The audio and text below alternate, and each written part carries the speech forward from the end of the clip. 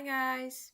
So, I will warn you that I will do some things today because I have some stuff to do until midnight, and something is wrong. Tell me, please. You have to warn me this time until midnight because I have stuff to do, and it's not that much, honestly, but how I say this, it's like I need to while I listen to the story, I will do some stuff until midnight because I have to do some stuff. So I have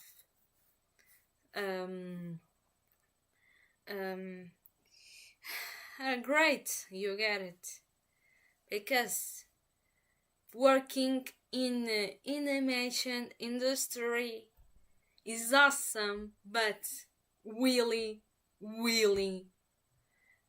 how I say, is workaholic. So workaholic.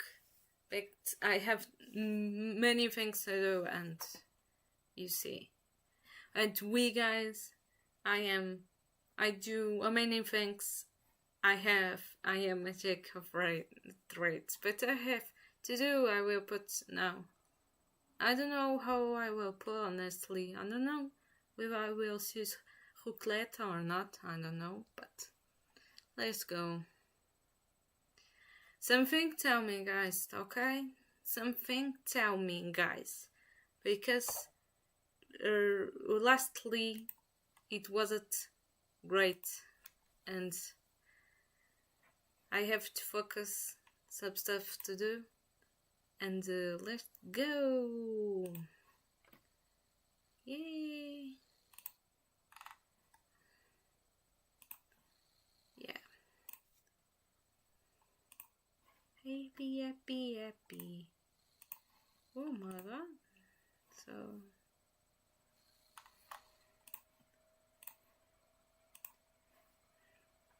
no. What do you think? Okay. Hear this! For us! For us! For poetry! For poetry! For us! For us! For free will! For free will! For us! For us! For literature! Literature! Our haven! Our haven! The panopticon! The panopticon! Nowhere else but here!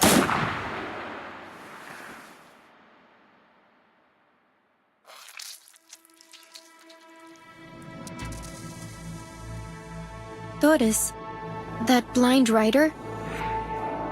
3 days ago, she asked me for directions to Comala prison. Prison? This is an experimental facility. Soon you'll see just what that means.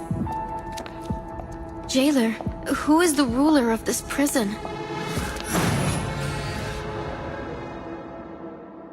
According to the agreement, the Idealist and I represent the two factions of La Sociedad.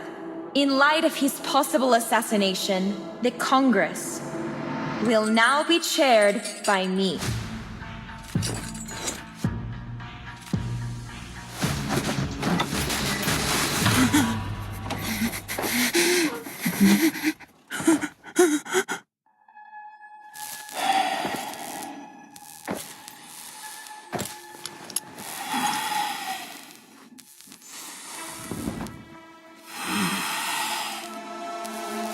What are we doing here?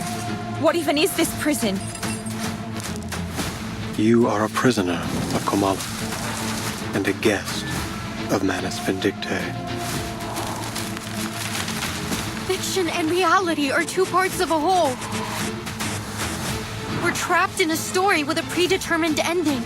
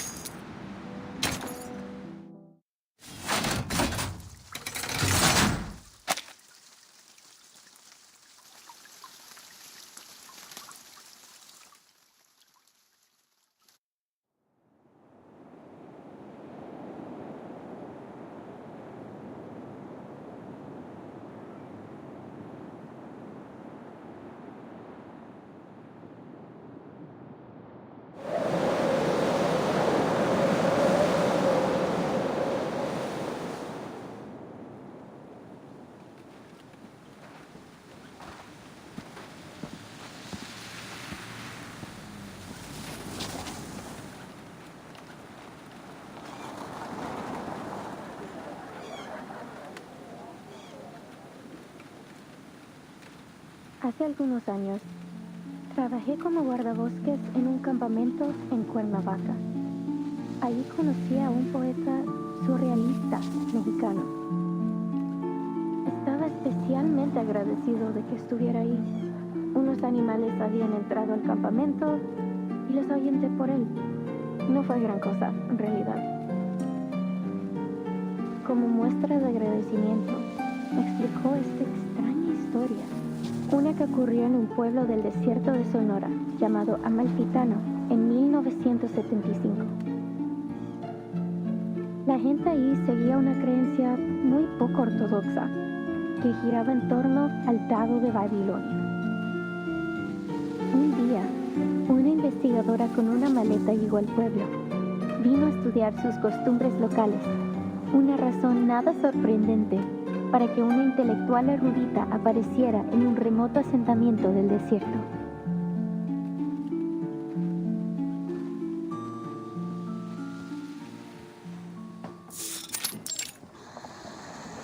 But little did she know, this dusty old town and its peculiar custom would lead her down an entirely unexpected path. Hold on. Sorry to interrupt, Recoleta. Does this researcher have a name? She could be Nora, Joanna, or Teresa. Any name, really. I feel like you want people focusing on this story, not keeping track of who's who.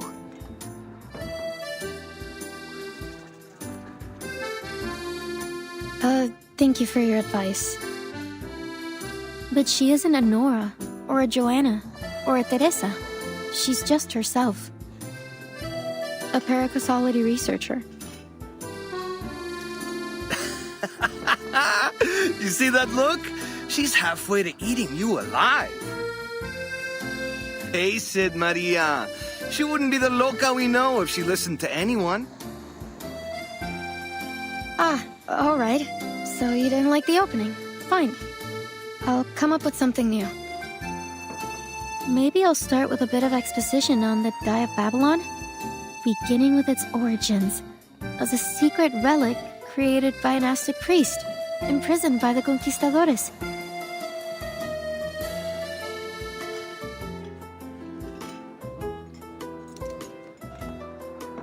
I don't know if that's going to do much, hermana. I'm beginning to think we'll never figure out what you're trying to say with this novel.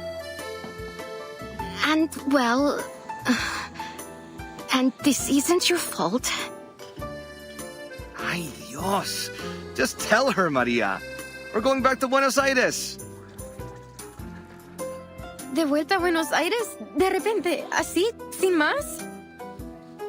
Pancho, Maria, what's going on? Did I do something wrong during our travels?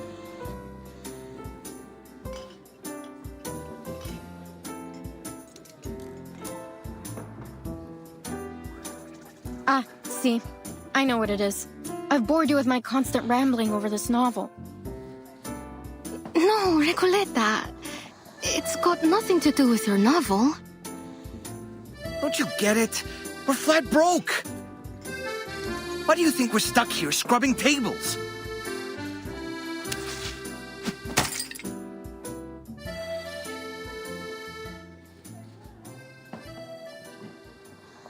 Because we can't pay for all the mate we've been drinking. That wasn't a question, Regoleta. We've crossed the continent, crashed the readings of all those prestigious poets, and lived the way a real artist should. And, I admit it, it's been just as amazing as you promised. But we can't go on living like this. You know that we both care about you, and we believe in your novel too. I'd be lying if I said this journey meant nothing to me. Getting to ride around the continent on a motorcycle like Che Guevara himself? I never could have imagined I'd get the chance to go on an adventure like this. We got to live the dream. A real dream. Except for those days when the motorcycle broke down. Though that was a real tribute to Che's journey too. Don't tease, Pancho. Recoleta, since you invited us to join the Visceral Realists, we've both found amazing new ways to channel our inner poetry. Even though I still don't understand what in the world you're trying to say with your novel, or for that matter, what visceral realism actually is. Maria, Pancho. You told us not to worry about the definitions, to feel and to live in our words. We did just as you said, and it felt great. But...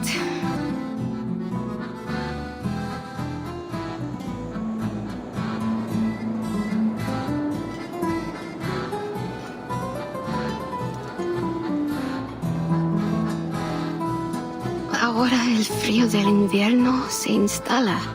Y lo único que parece importante es ese pequeño pueblo ficticio.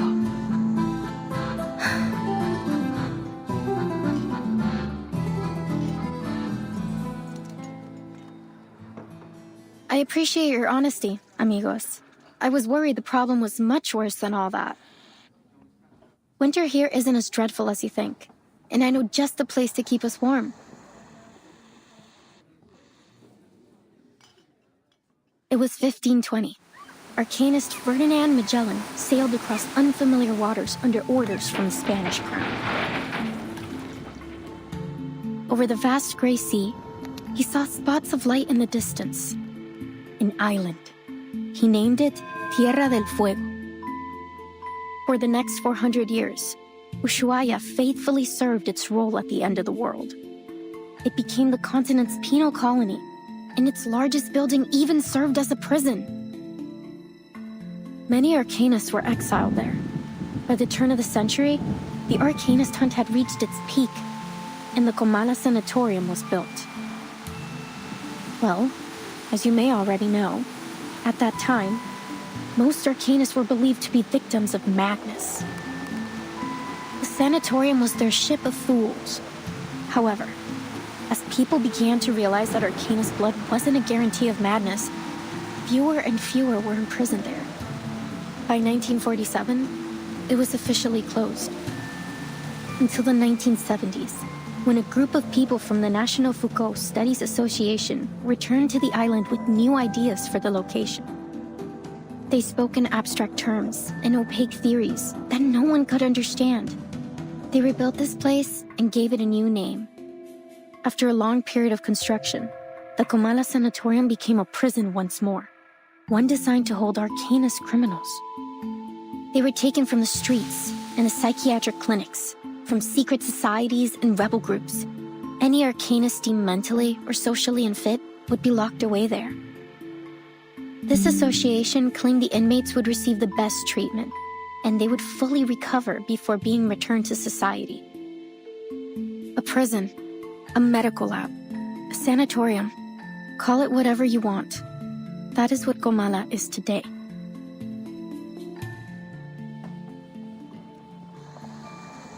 And we could spend the whole winter there. It'd probably be the easiest winter we've ever had. All that it requires is a little bit of acting. It won't be hard to pass ourselves off as a bunch of unstable crackpots. A touch of madness comes parceled with the gifts of being an arcanist. That's your brilliant idea? To get us locked up in an asylum? You understand we'd be prisoners there, don't you? It's not like we'd get to put our feet up and relax by a fire.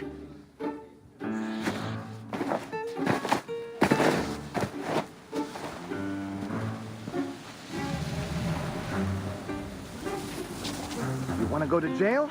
Well, see that man over there? Go greet him with a punch to the jaw, then you'll be set for the whole winter. Sounds like a good idea. Recoleta, please. We're not messing with the Gendarmeria. We're going to my Aunt Julia's. She said she could take us in at her vineyard up north near the capital. Well, it's harvest season. They could use all the help they can get. We'll return to Ushuaia next year. Or when the winter has passed. It'll still be great.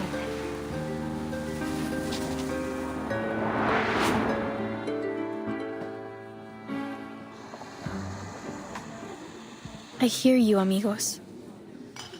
But respectfully, I must turn down your offer. This has been more than just a road trip for me. I know sticking around here for the winter won't be easy, but this could be my last chance. What if things change again? I can't just wait for spring. Recoleta. What did I tell you, Maria? She never listens. Wasting your breath. Adios, Recoleta. I don't think we'll meet again.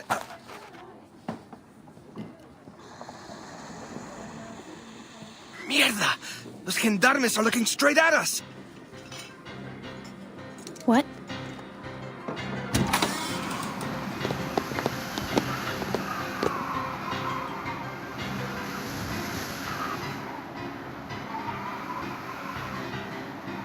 Stop right there! You three match the descriptions of some intruders at the poetry meeting in Casa Pionera.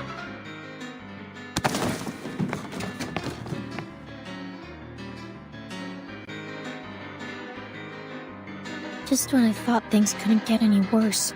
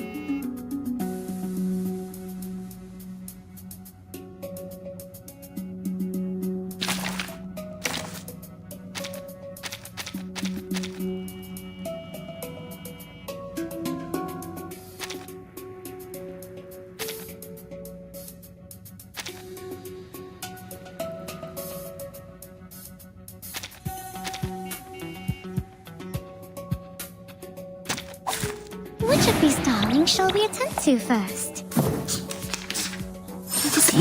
Perfectly understood. Grace. Do have a little faith in me, Master.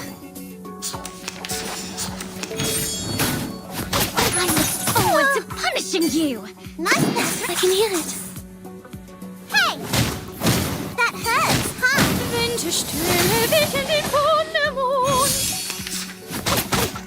Those gates!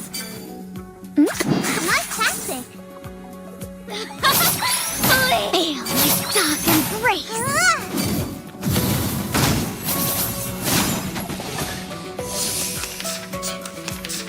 Shall I, Master? Seeing stars?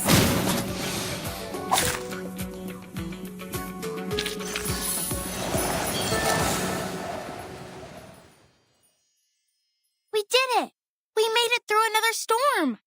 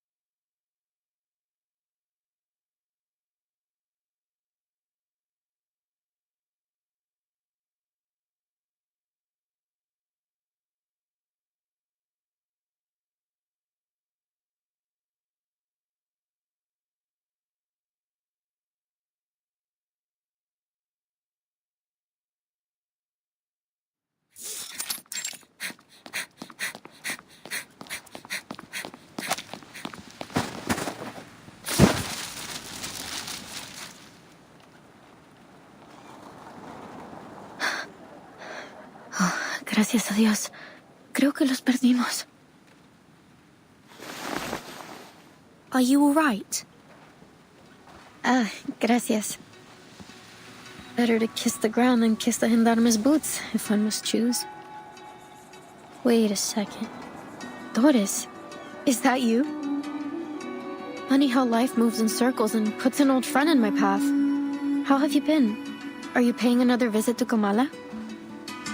Doris.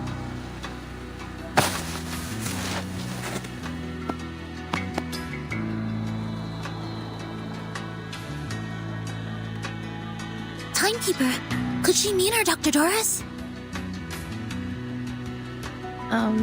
Was I mistaken?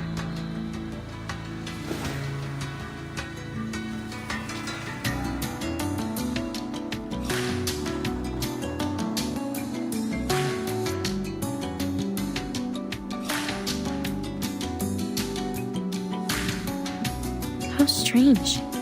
I've never seen two people so alike. But please, forgive me. It's been a long day. No need to apologize. In fact, the person you just mentioned sounds like someone we're looking for. Could you tell me where you last saw her? Sure, Excuse me. You're not from around here, are you? Your accents and those clothes give you away. Come with me. I know a warmer place to talk.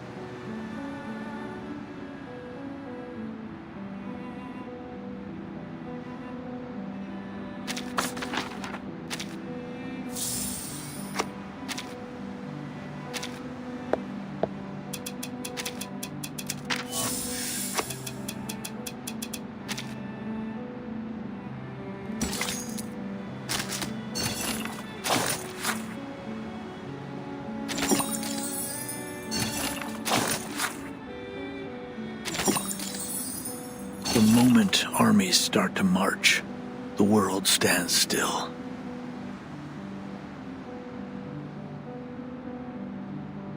You fight or fall back, charge forward or run. Those are the only rules on the battlefield.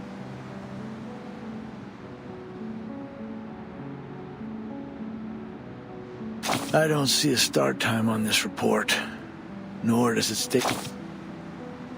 That's what you think. The scars left on the land may be the most obvious form of destruction, but the true devastation of war is one that develops gradually in the souls of people.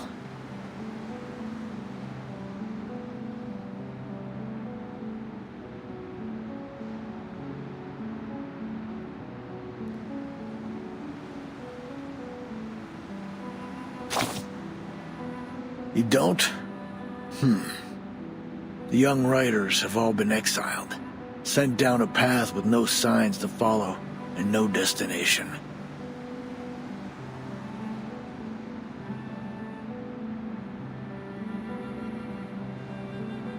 In dark days of bloody conflict, soldiers often find comfort in scriptures and verses, or in letters from their loved ones.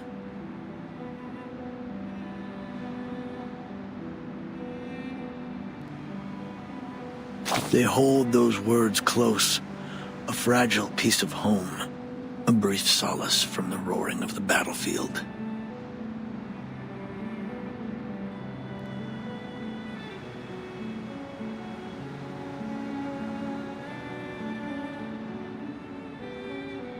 But as they fall one by one, they learn the bitter truth. No destiny awaits them but death. That bitter homesickness still weighing heavy in their hearts.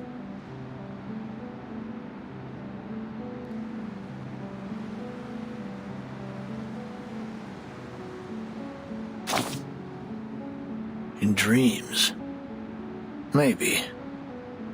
Walking the streets of your hometown, spending a lazy afternoon at the writing desk.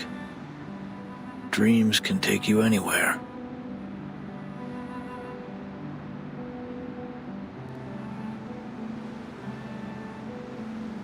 But live there too long, and the lines between fiction and reality will blur.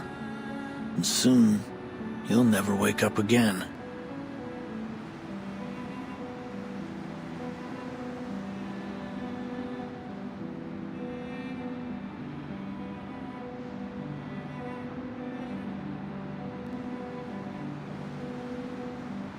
Soldiers crawl through trenches, roll in the mud, and chop while words are forever trapped within the confines of poetry, made to live, die, and live again under the golden prophecy. Ugh, I can't stand the way poets talk.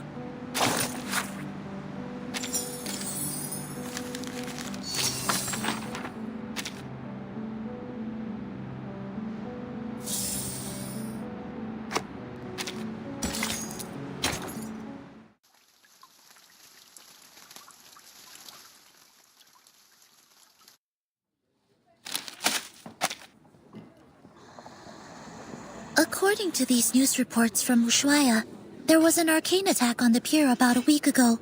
All the ships in the port were destroyed. Could Manus Vindictae be responsible for this? Or perhaps the Xeno rebels? Hard to say, but things have been suspiciously quiet these past few days. I had been hoping we'd find some clues here in Ushuaia after we lost track of the Manus in the Free Breeze shipwreck. They would have gone to ground somewhere remote and off the radar. Indeed, it's possible they've already left Ushuaia. For whatever reason, it seems they haven't been pushing for the storm to happen quite as eagerly as before. I have a strange feeling about it all. They're definitely up to something. For now, it seems our new friend's story lines up with the intel from Moth. It seems the Xeno rebels really did bring Dr. Dorez here. We should see if there's anything more she can tell us. Timekeeper. The Foundation doesn't have any intelligence on Tierra del Fuego. If the Manus really are here, then we'll be on our own. The closest Foundation branch is in Buenos Aires, 3,200 kilometers away.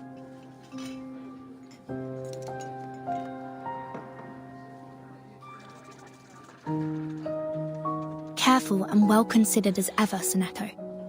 It's possible they've already infiltrated Ushuaia, just as they did in Chisos.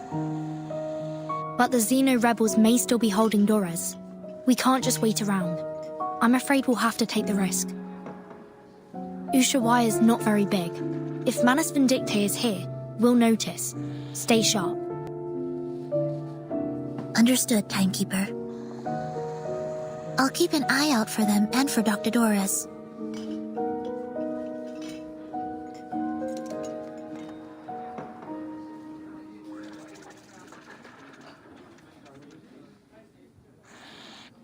My friends. They're really gone. Adios, Recoleta. I don't think we'll meet again. So that's all I get? We could have exchanged some farewell poems, read them out loud like we used to, and shed a few bitter tears over our heartfelt goodbyes. But you know what they say. Goodbyes are only a senseless feast of unhappiness. Pardon? Oh, it's nothing. Never mind. Please, sit down. And could we get a pot of mate with mint, please? Thank you.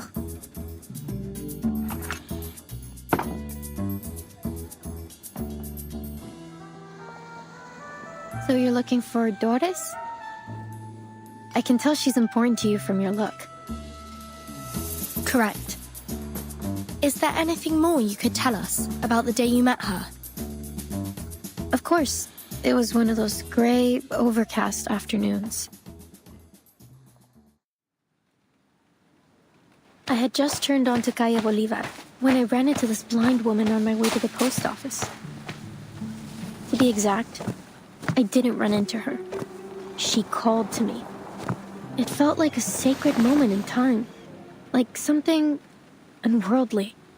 I just stood there, frozen, as she walked up and fixed a loose thread on my sweater. I stared at her until my fingers went numb, and the letter almost slipped out of my hand. Miss, could you tell me what's in that direction? I followed her hand as she pointed forward. Strangely, even though I could see she was blind, I had a feeling that she knew exactly where she was pointing and where she intended to go. That's the way to Comala Prison, Señora. Is that where you're headed? I could walk you there if you'd like.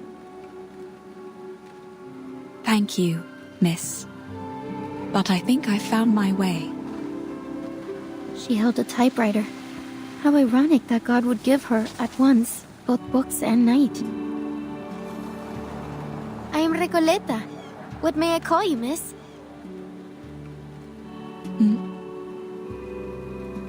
I hope you don't mind me asking, Señora. I didn't mean to pry. It's only that I have to know. You're a writer too, aren't you? I've been working on a novel and, for some reason, I have this feeling you could be a character in it. Forgive me. I'm just so excited. I really want to remember this moment. Please, may I have your name? Or whatever you'd like me to call you?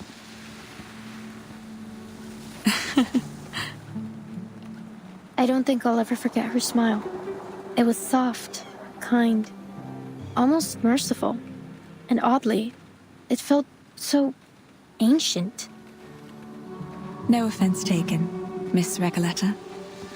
But first, I have a question for you. What does literature mean to you? Sorry? What a question it was. I wasn't expecting anything like it. You're a writer, are you not? And one, I sense, with purpose. Tell me, where does such powerful motivation come from? Actually, well, I'm not sure, Señora. I have my pursuits and questions, but literature is neither the goal nor the answer to them. Literature is, well, it's just literature. I suppose if I had to define it, I'd say it's a tool. A kindling for fire, or a lens to see through. A means to explore and raise questions from different angles and express our perspectives. And what an interesting perspective you've expressed. I see. But how does literature make you feel? As though I'm a kid looking through a kaleidoscope for the first time. Well, maybe that's not the best way to put it. Perhaps something a little more subtle. Just when I was looking for the right word, she turned away with a little wave, heading toward the prison, her feet crunching over the fine snow. So she must have gone to the prison. When did all of this happen? About 3 days ago.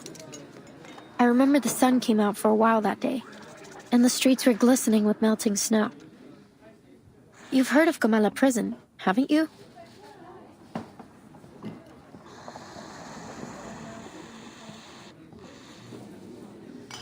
"3 days ago? Then we may be able to catch up with her there, Timekeeper." You're right. We need to get there as soon as we can. Whoa, amazing. So decisive, assertive, a true show of character. You must be the very archetype of a charismatic leader.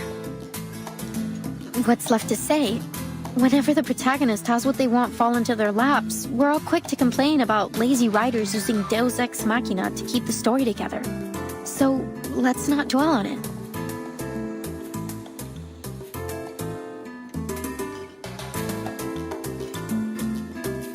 But anything can happen in a place like Ushuaia.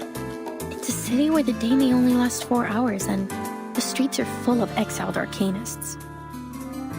We appreciate your help, Miss Recoleta, please think nothing of it. Miss Recoleta. I'm Vertin, and this is Soneto. We're investigators from the St. Pavlov Foundation. Pleasure to meet you. Likewise. Glad that I could help. But listen, ladies.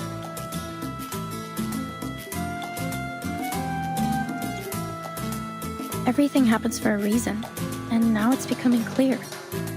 You're going to Comala prison, and so am I. Maybe it's fate that brought us together. What's your business there? If you don't mind our asking. Oh, it's a writer's mission. But anyway, we're friends now. If you're going to Comala, you'll need someone who knows the way.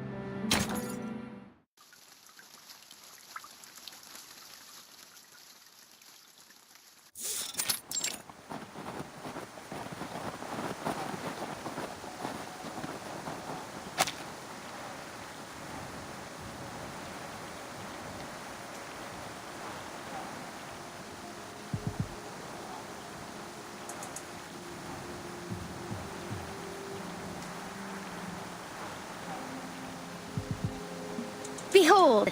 It's the biggest building around. When the sun comes out, it looks like a rusty button stitched into the earth. Everyone tries not to pay attention to it, but it's undoubtedly one of the most important places in town. This way. Careful. We're heading uphill. Oops!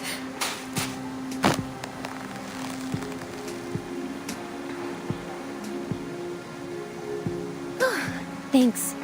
So, my new friends, you're from that St. Palominos? St. Pavlov Foundation. And Vertin is the timekeeper there. Ah, very impressive. Sounds all official and polished. Then, I take it you've already got away into the prison?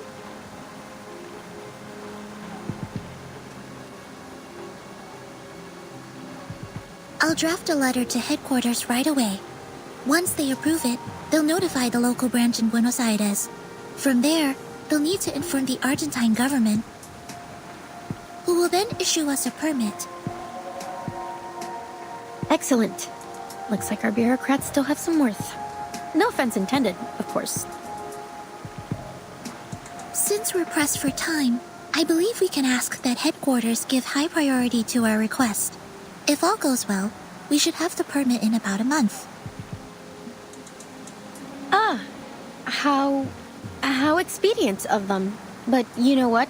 Maybe we shouldn't bother all those hard-working government officials with these trifling matters after all.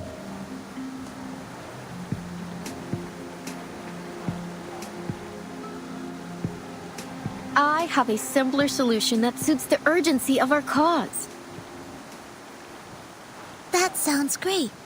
Oh, Where are you going, Miss Recoleta?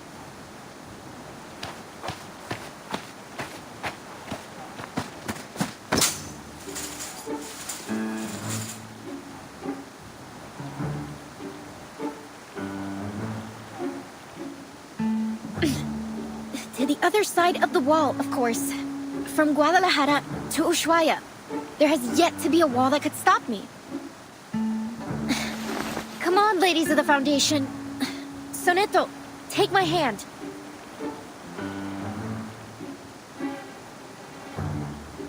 Miss Recoleta, please. A reckless act like that could have serious consequences. Please come back down. In fact, while the details of our mission are classified, I should warn you it may be dangerous, and we cannot guarantee your safety once we're inside. Perhaps it's in your best interest to return to town. What? That is definitely not in my best interest. What sort of pusillanimous coward would I be if I just abandoned my fated companions here? Of course I'm going in with you. Or rather, you're coming with me. Please get down, Miss Recoleta. Someone's coming our way.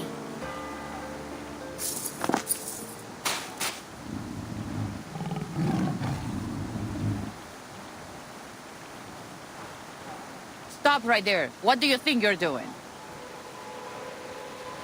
Caramba, it's her again. The jailer of Comala.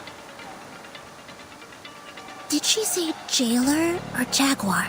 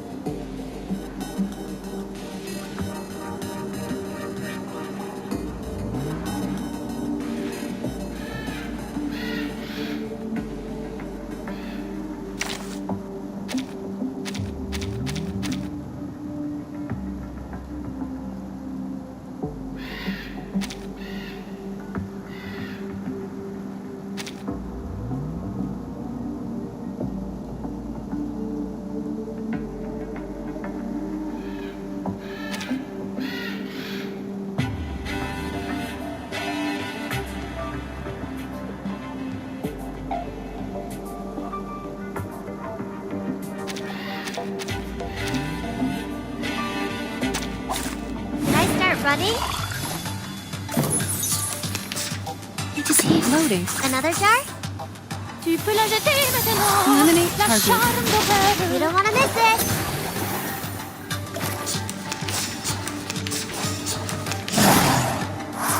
Ouch! There they are. Charging. Loading. Faraday's miracle.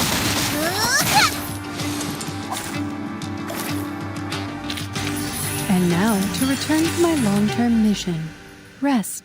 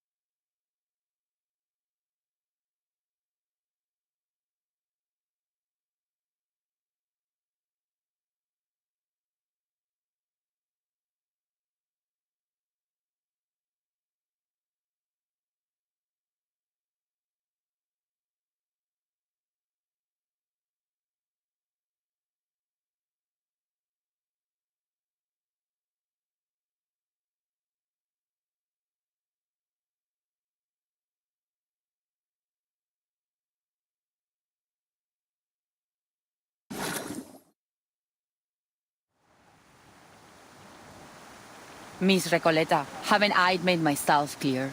I don't want to see you here again.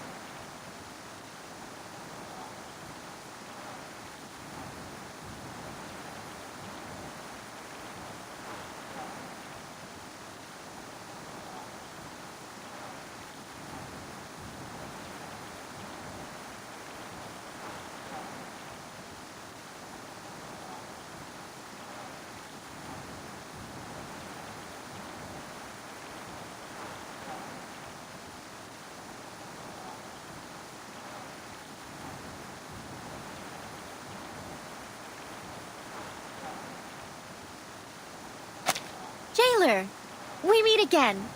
What a delightful encounter on such a...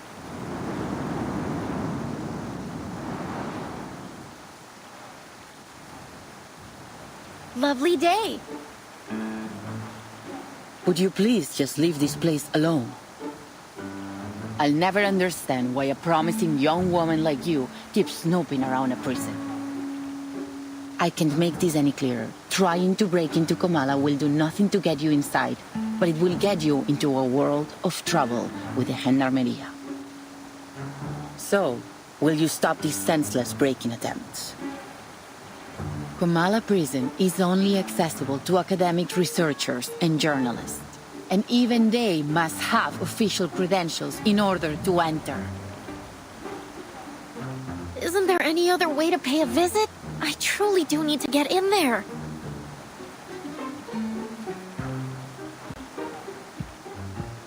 Sorry to interrupt, but did you just say official credentials? Yes, you heard me right. And you are? I'm the timekeeper of the St. Pavlov Foundation. My assistant and I are here to visit Kamala Prison on official orders from the Foundation.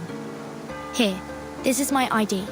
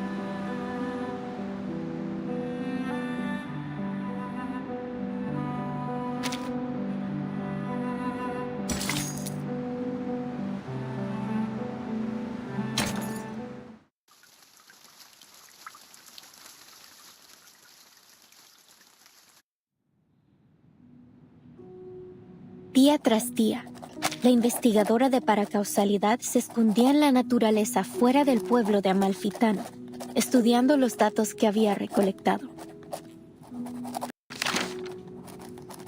Una tarde, al anochecer, una voz llamó desde fuera de su cueva. Ella dejó el equipo y las cintas y salió afuera. Un hombre estaba de pie, curioso, frente a su puerta. ¿Qué haces aquí?, preguntó, levantando ambas cejas. Nada sucede en Amalfitano en estos días. El local se presentó como el empleado del banco. Probablemente tenía la cara más amable del lugar.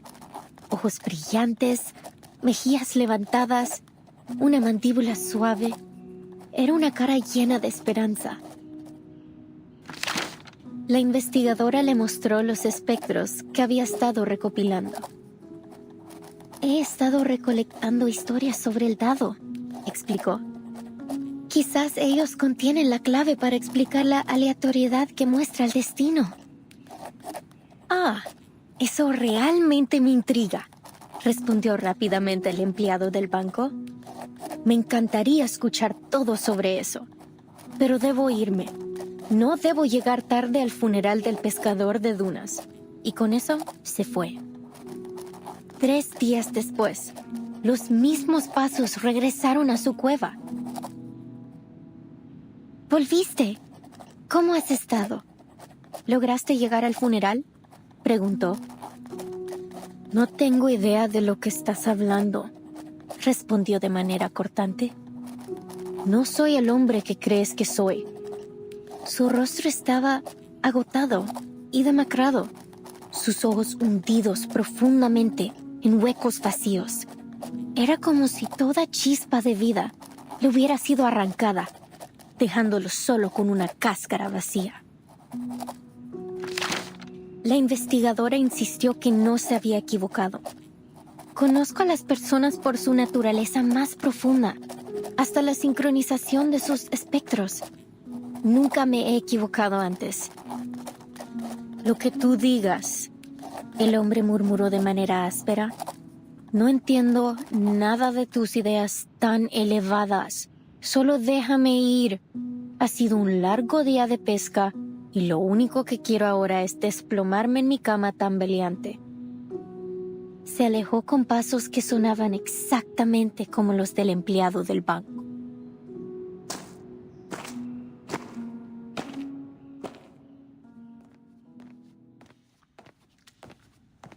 As you might have noticed, Miss Burton, this facility isn't just a prison. It's also a research center. Its full name is the Panopticon of Comala. It was established by the Foucault Association in 1975. We've hosted workshops, academic sessions, and even lectures about the Panopticon. You may even have seen some reports about it.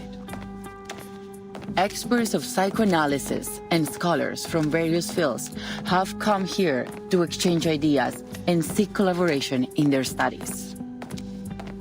In many ways, the Panopticon is unlike any other prison you've seen before. I see. No wonder Miss Recoleta has gone to such lengths to become a part of it. Actually, my assistant and I are here to inquire about a prisoner named Doris. Does that name sound familiar?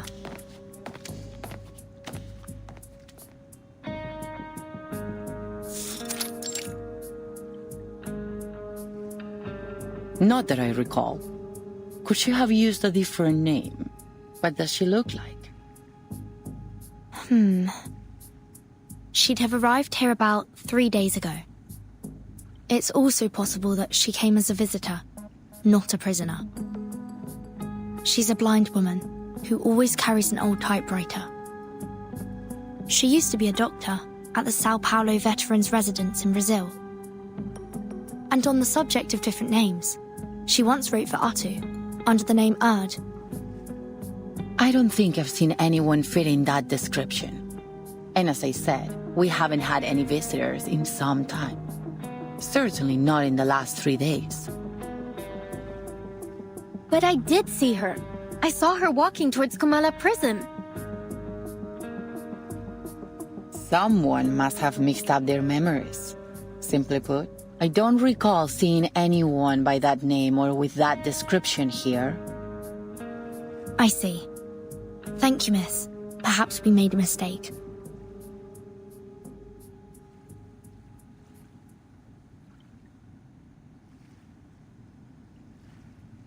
Miss Recoleta, you've gone to great lengths to get into the Panopticon. Would you mind telling us why? Finally! I've been waiting for you to ask. I'm here to find my pen pal in Comala. You have a pen pal? In here? Yes. 6 months ago, I went to a book exhibition in Guadalajara and came across the contact details of a few writers. I sent them my novel and asked for feedback. Looking back, it was a bit forward, but nothing unheard of between writers. A lot of friendships start through letters, you see. And Aleph wrote back.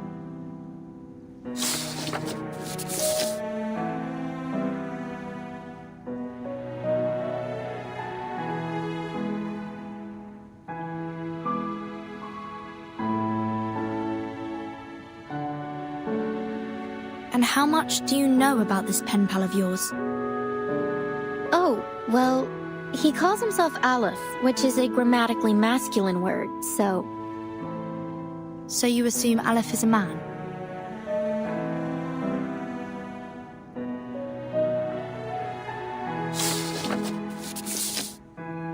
Yes, he's probably a poet, a writer, perhaps even an alchemist. He's one of the brightest people I know. There's never been a question that he couldn't answer. I've asked him about religion, politics, history, potions, even critters in length and breadth. Can you imagine someone who knows all those things and so extensively too?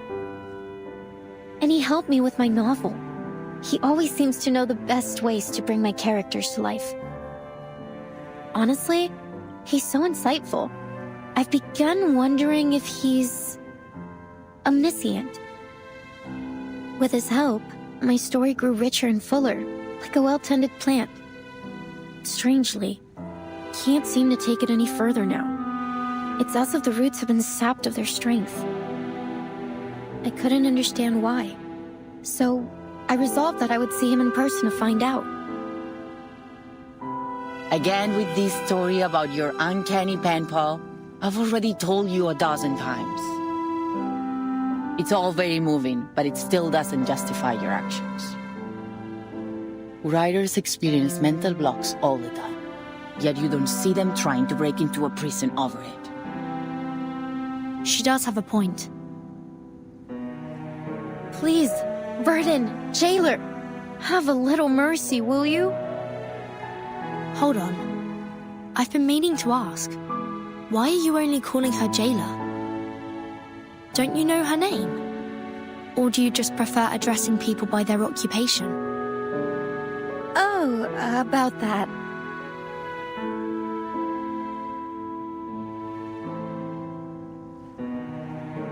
It's okay, Miss Verta. I don't mind being called by my job title. I take pride in what I do. I'm perfectly fine with just being the jailer. Exactly. A researcher is a researcher, and a jailer is a jailer. Titles and code names often tell us more about people than their ordinary given names, don't you think? Take Sonetto, for example. Your name comes from sonnets, doesn't it? That great poetic form from Italy.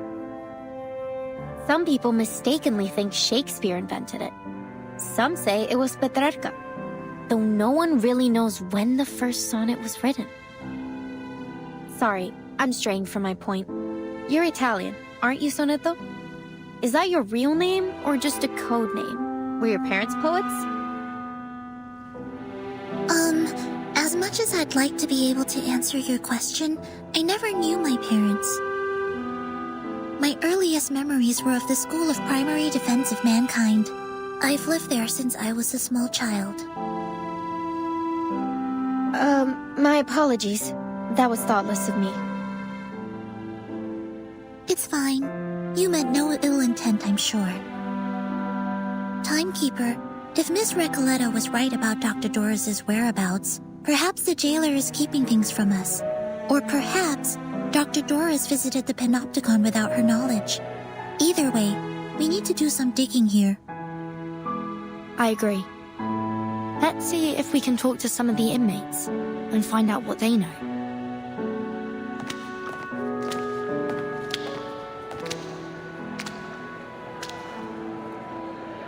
Ladies, we're about to enter the main hall of the Panopticon. This is one of the places where the inmates spend their recreation time. At this hour, they are supposed to be in their cells. But what's all that noise?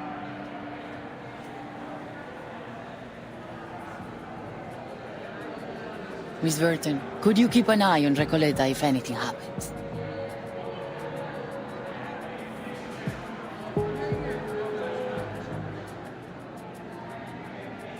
Certainly. What do you take me for? I'm not going to run away. That'd be a pretty cheesy way to start a story.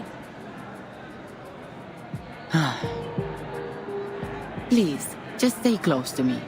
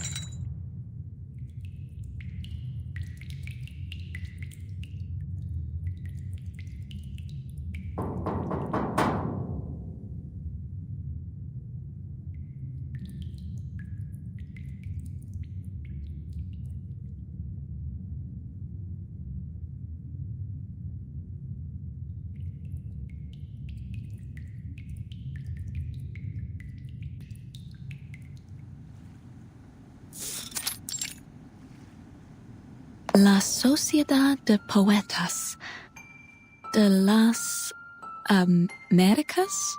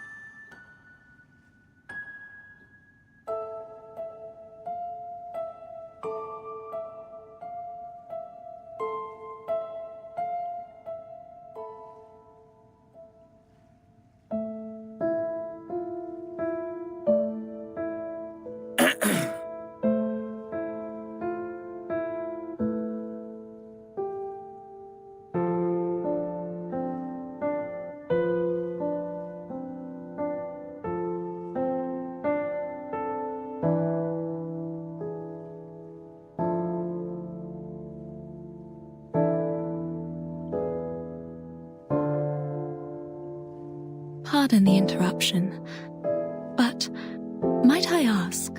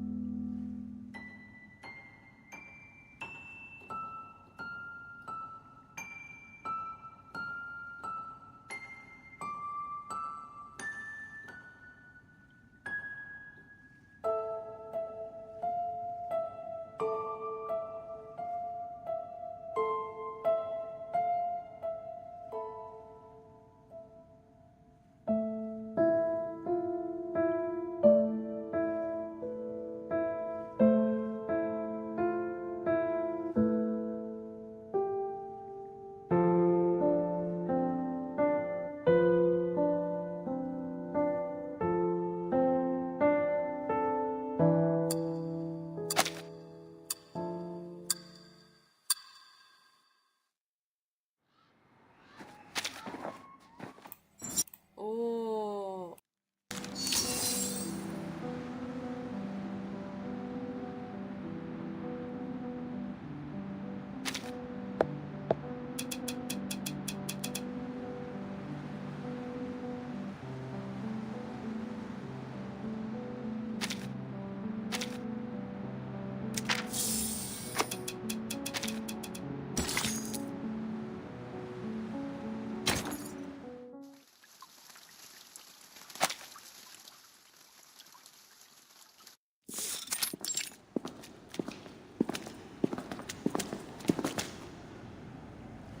I didn't expect any of this from what we saw outside.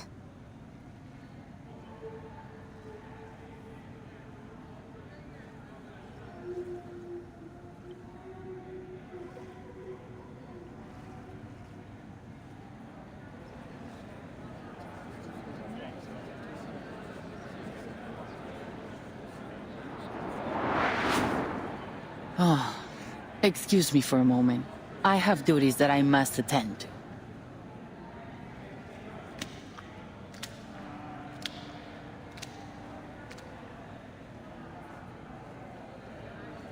They don't seem intimidated by her at all. Yeah.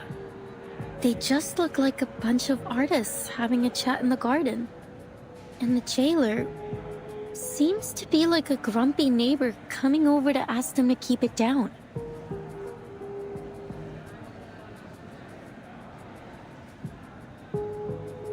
Everyone, you know the rules. There are to be no after-hours gatherings here without the physician's approval. You sound softer and softer each time you come to warn us. Why not just join us? Isn't it better than circling around the Panopticon all day? And look around you. We're in the Hall of New Encounters. What better place to host a salon?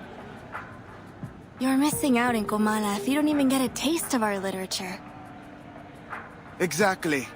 Even those oil-dripping musicians drop by from time to time. Not that they're the kind to care about the beauty of words. Oil-dripping musicians?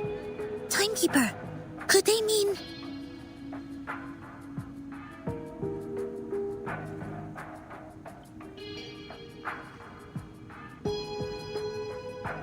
Quiet now, please. The Idealist Salon is about to start.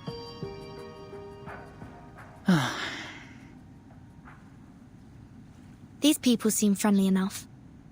Why don't we see what this is about?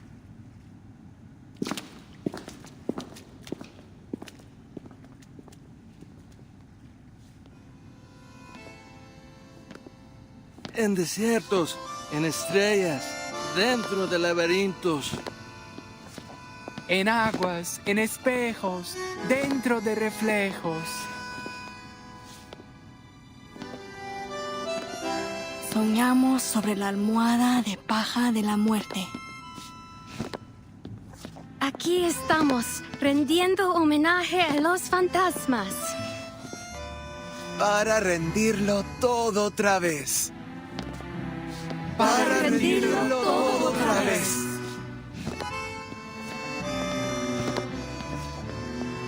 My dear friends, we face a difficult truth.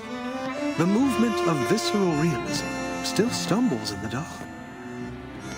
Our poems, our language, our minds are tangled by a stifling vine. A mundane, stale vision shared among all bourgeoisie. We follow this vision blindly, clinging to the comfort brought by logic and conventional wisdom. And by it, we nip every branch of new art in the bud. Poems are perhaps too fragile an outgrowth to develop one's life upon. But here, we may light them like candles at our funerals. Let poetry become the bridge between us and the world.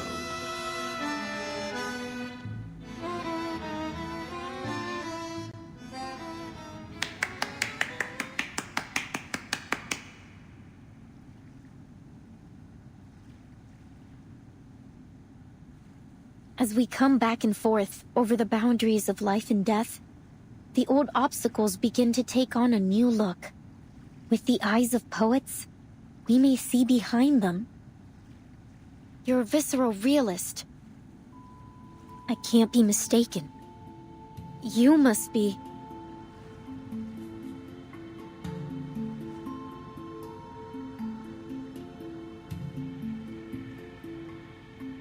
A lonely cowboy, finally home. What a wonder. You're in time. The salon has just begun. And La Sociedad de Poetas de las Americas isn't like those salons that care more about who's invited than the art. All are welcome here. A literary salon in a prison? Though, so far, it seems to have more dancing than poems. Did you understand what that man just said? No, sorry, Timekeeper. I need a moment to think it through. Don't worry, Sanato. I would guess we're not the only ones who are confused here. Miss Jailer, is this that peculiarity about Kamala you mentioned earlier?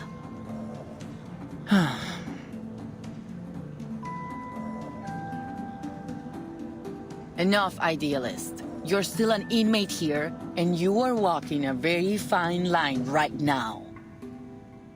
Oh, I'm quite aware of where I am and what lines I tread. This is a prison, the safest place for poets in this part of the continent. One cannot be arrested twice, after all.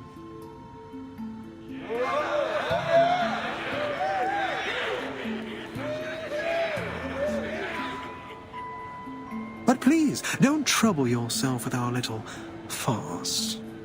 What harm could a few poets possibly do?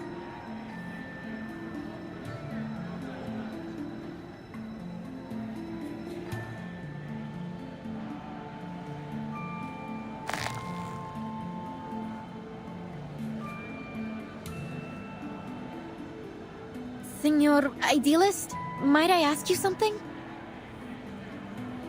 Hold on, Recoleta. All forms of communication with the inmates must conform to our regulations. We will need to record the conversation and submit it to higher authorities for review. I have some questions for the gentleman as well, but we're more than willing to follow the rules. I think the person I'm looking for might have attended this literary salon, or at least talked to some of its members. I'd wager she's spoken to that gentleman. That is, if she has been here at all.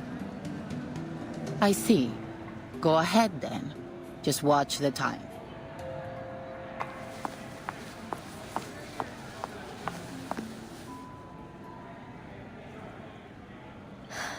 Are you Aleph?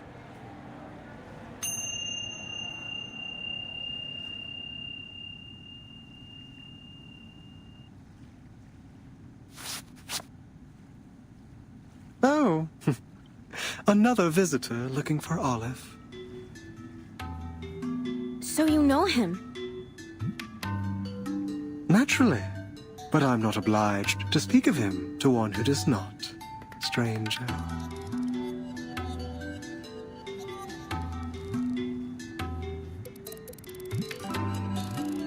And you, young lady in the hat, are you here for Olive as well? What a lively day this is. No, I'm looking for a blind woman. Her name is Doris. Ah, yes, I remember. Her writing was impeccable, like an exquisite crocodile skin handbag in a shop window. Elegant, yet condescending. Do you know where she is now? I'm not able to keep track of every inmate here, miss. Perhaps you should ask those who have seen everything from above. Through the glass, where the scrutinizing eyes of power look down on us. Eyes?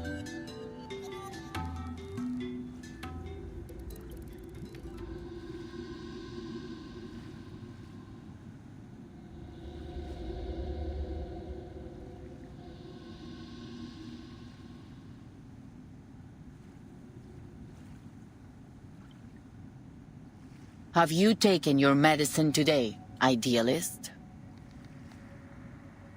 I'm feeling marvelous. Today I require no help from them. I've warned you. It's unwise to act against the physician's orders. Act against him? No one may act against him here. The physician must have misunderstood us. I suspect he doesn't understand half of what we say. I'd like to know how he got his medical degree. Not by cracking open skulls, I should hope.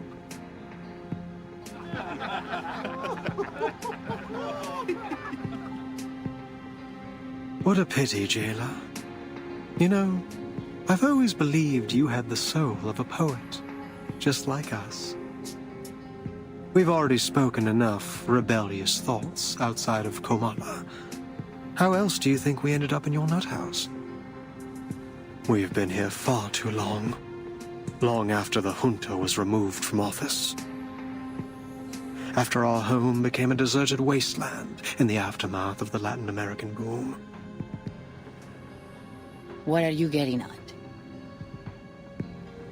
That power is boring, meaningless. Nothing holds on to power forever. And the one true connection we have to life is poetry. See, jailer? Even an outsider understands our ideas better than you. It's time to open your eyes to reality. La Sociedad is the only way for us to feel truly alive in here, beneath the gaze of those prying, ever-vigilant eyes. Idealist, last warning. Stop this now. Fine, fine. All right, compañeros. Sadly, the salon must come to an end, as our jailer insists.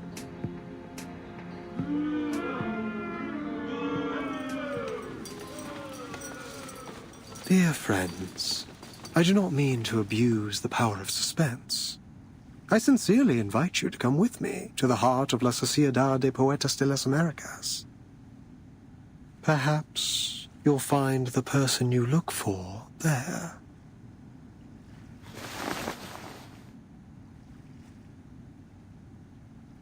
We'd love to. Only if that's okay with you, Miss Jailer. I suppose that's all right. You're already here. We can call it part of your tour, but please, ladies, take none of their rumblings seriously. Thank you, jailer. Please, follow me.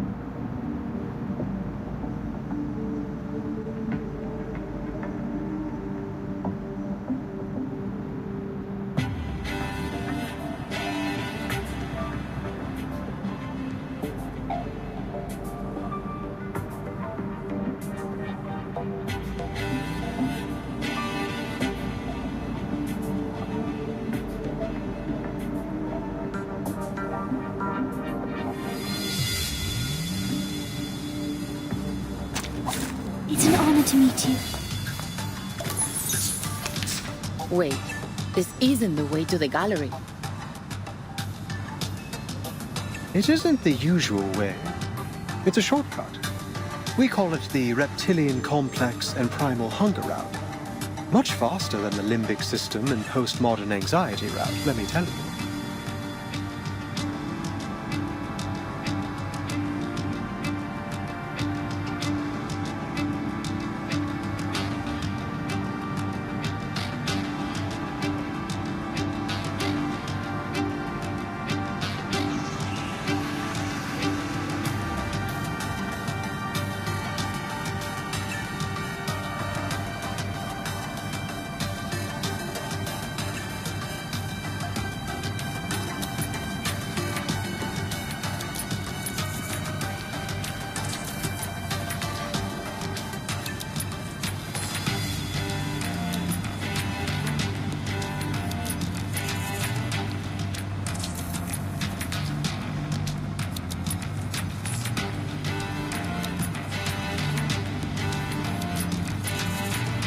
But this passageway has long been abandoned, and entry is prohibited. It's extremely dangerous too. Relax, jailer. No one, not even you, knows this prison better than us. But, Timekeeper, I think we've just gone in a circle.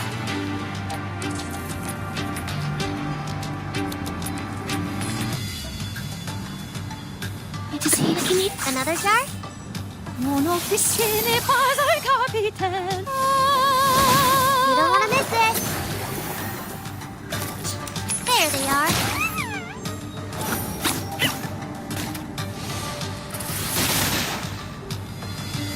Charging. It's newly made this year. Eliminate target. Let's get it over quick. Got you.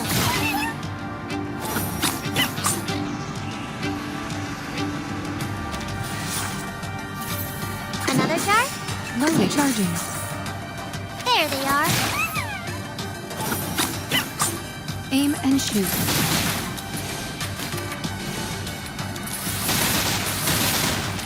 Faraday's Miracle.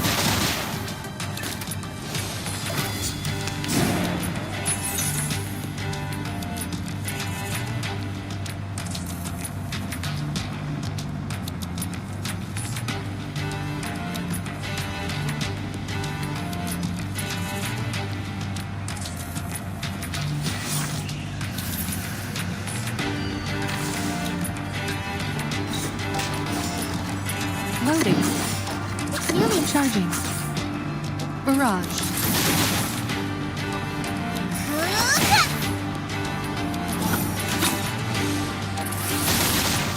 The light that illuminates all.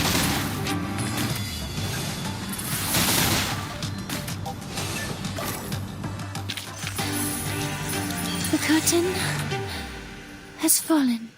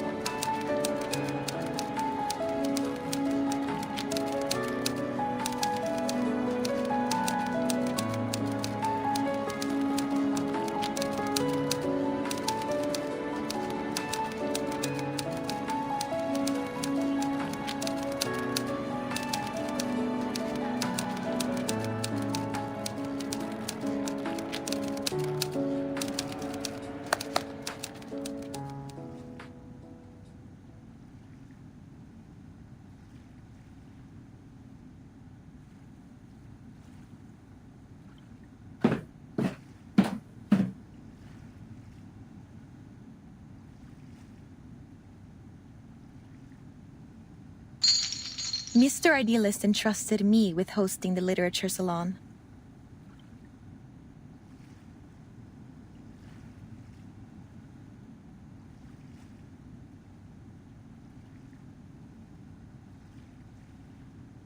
fiction's duality in reflecting reality and the self.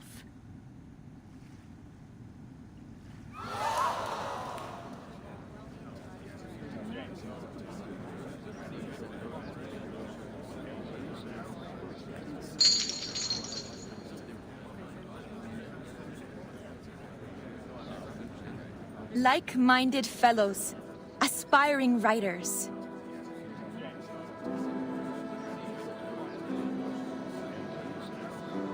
Literature's been shoved aside in the world of art.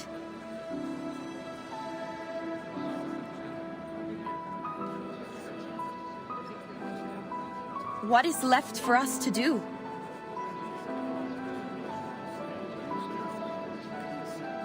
Let stories be our weapon.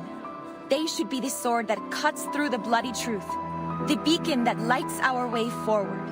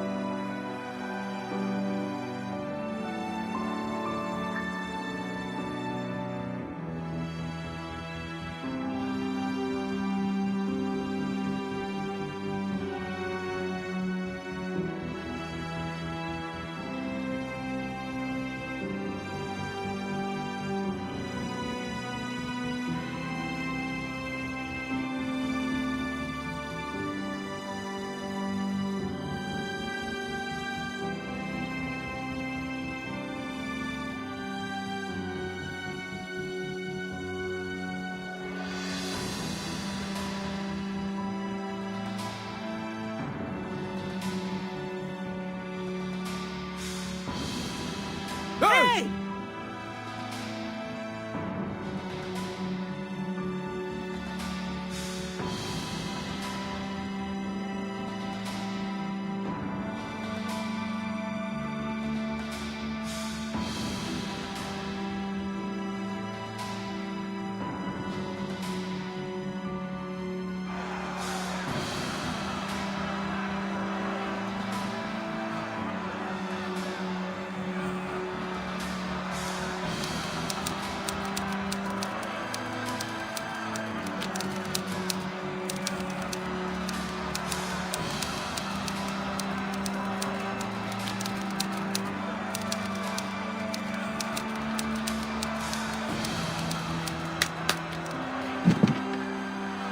I'm a writer, and I mostly write under the name Erd.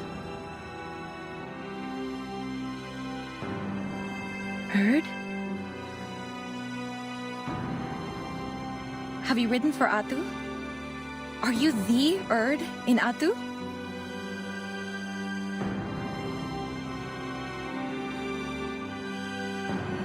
It's an important part of my visit to hear all the ideas and opinions, if you'll pardon my intrusion.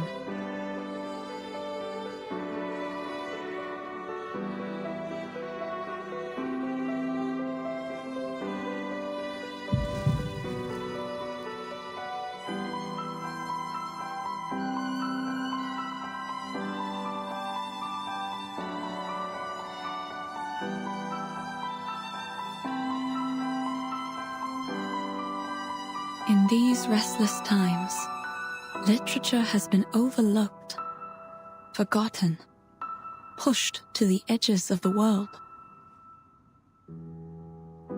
Much like Ushuaia.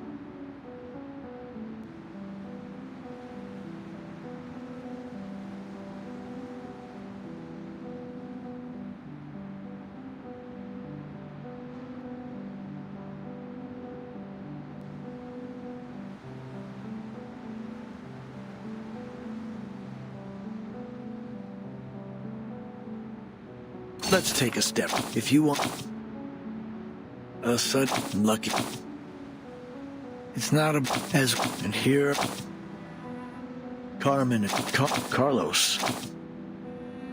Then, but we and they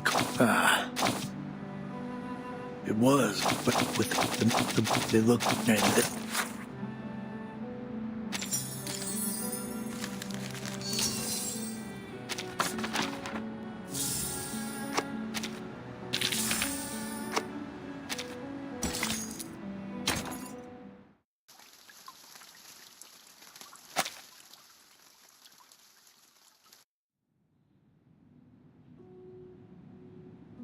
La investigadora se despierta en su cueva en la duna, que le parecía tan vacía como una tumba. Era poco antes del amanecer. Montones de cintas habían ocupado su espacio vital, apilándose una y otra vez. Cada uno de estos carretes giratorios hablaba de historias sobre esa cabaña con techo azul.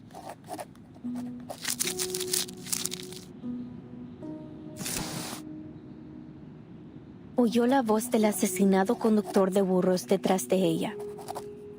Oigo a todos ellos, las risas y las voces de generaciones pasadas, como hojas secas atrapadas en las grietas de viejas paredes, crujiendo solo cuando el viento sopla otra vez. No pondría un pie en esa casa si fuera tú. El mendigo al lado de la puerta también habló. Duermo en el porche cada noche. Cada mañana una luz tenue brilla a través de la ventana, pero nadie sale nunca por esa puerta, y nadie ha entrado nunca. Luego la voz del empleado del banco. Es la historia del alter ego. Esa casa debe haber estado llena de deudas que nadie reclamaría. La anciana enferma, luchando en su cama, susurró. La casa recuerda esos días, cuando la gente desaparecía en la oscuridad de la noche y los niños eran robados por las tormentas. La investigadora de paracausalidad había oído suficiente y volvió a dormirse. Solo quedaba el traqueteo del dado de Babilonia, resonando en su cueva vacía.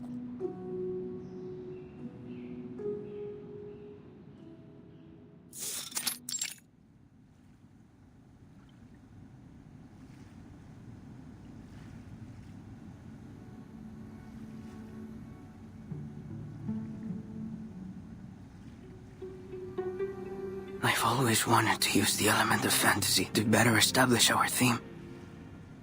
And I was right. Now the stage is captivating, the timing is perfect, and the audience is ideally placed. Only one imperfect element remains in the scene.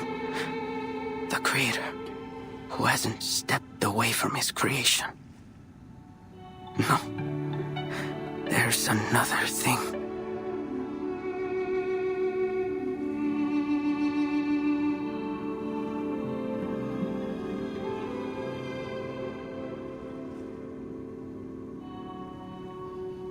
Can you even tell any difference between today's setup and yesterday's? Seriously, Roberta? That's a rude question. Well, what's the difference then? I can't see one either, but you should never judge art by how much it changes in a day. It's a creative process. We might be standing at the edge of the world, but art has no boundaries. We have to show him our support. Easy for you to say. He's been tinkering and tweaking for over 3 months. Even if the idealist himself entrusted him with this exhibition, he can still be wrong sometimes. This gallery is turning into a dump. Estoy viendo fantasmas, todos con las mismas caras, García. Demasiados. Es fácil perderse en ellos.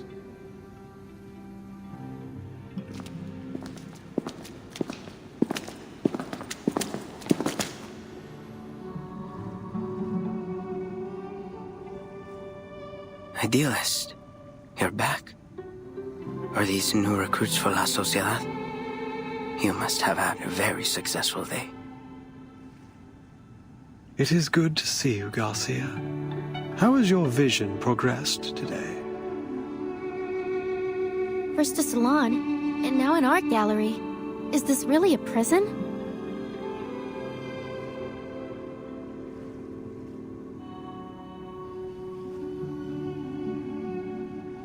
As you can see, I've strived to push the element of fantasy in my work so that it might reach perfection.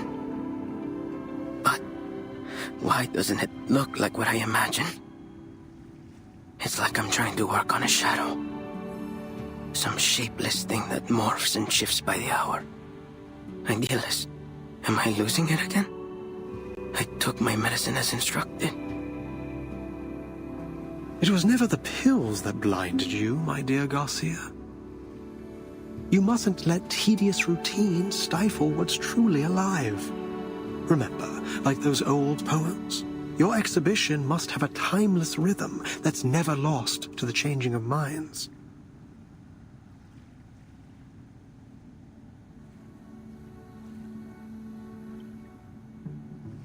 Sorry, maybe I'm just not getting it. Look up. There's your answer. Though the sun rises the same way every day, the multitudes of shadows it casts are ever-changing. Isn't that the only constant in life? Change?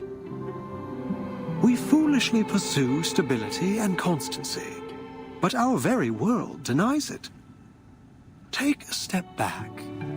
Take several, and see the truth for yourself, lest you too become lost among the shifting shadows.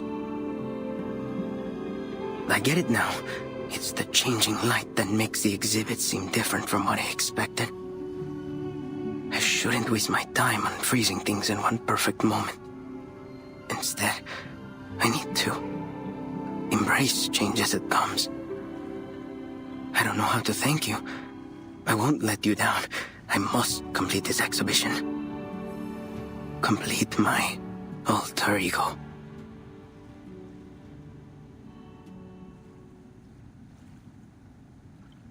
Did you say alter ego?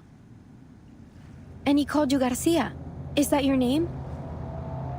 Garcia, where did you learn about this alter ego? Do you happen to write under the name...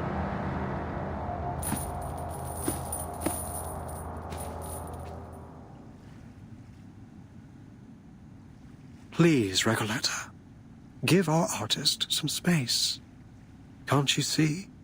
He's already returned to his own time and space. He can't hear a thing you say. He's right. Garcia is deep in his own head now. He won't hear a thing until he's done with whatever he has to do. Even if the floor were to collapse out under us, I think he will be left standing in the air without even noticing. Pardon me then.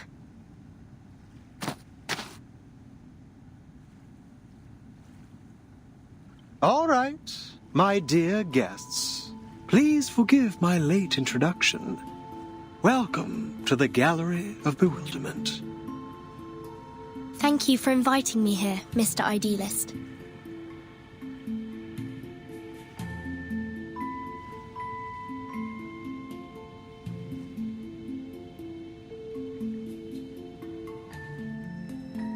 I imagine you're curious about what we do here, in the heart of La Sociedad de Poetas de las Americas. We're putting together a magazine, a collection of poems from Kamala, our very own Casa de las Americas. ¿Casa de las Américas?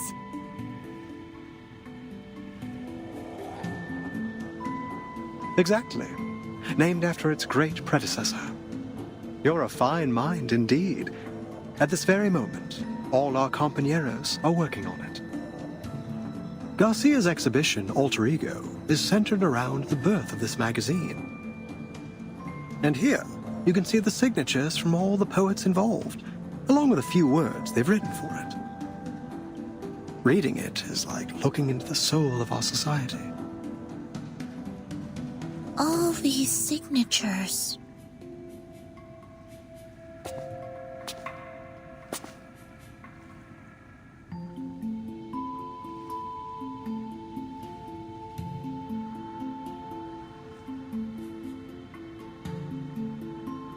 paper. Here.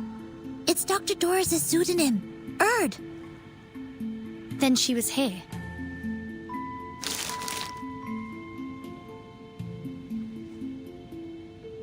Precisely. She used to be one of us, and still is, if I may correct myself. You can ask around here. Maybe some of our members know where she went.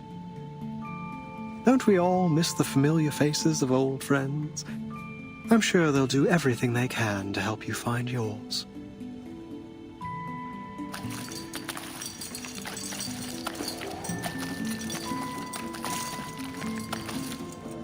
Mr. Idealist, I finished my short story. It's called Weightlessness. It drifts around the subject like a sheep floating in space. The readers can start anywhere in the story, or read it in any order they like. And please take a look at my piece off limits. Every word that has been forbidden is either erased or replaced with symbols. It's a one-of-a-kind, jarring experience. And I finished a new paragraph. Just wrote it today.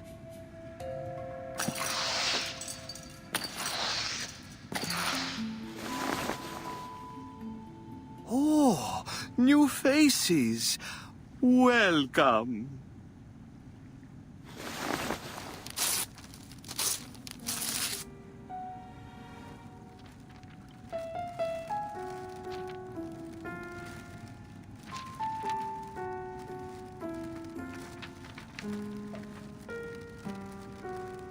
Idealist, did he just... This is the writer for the prologue of our magazine.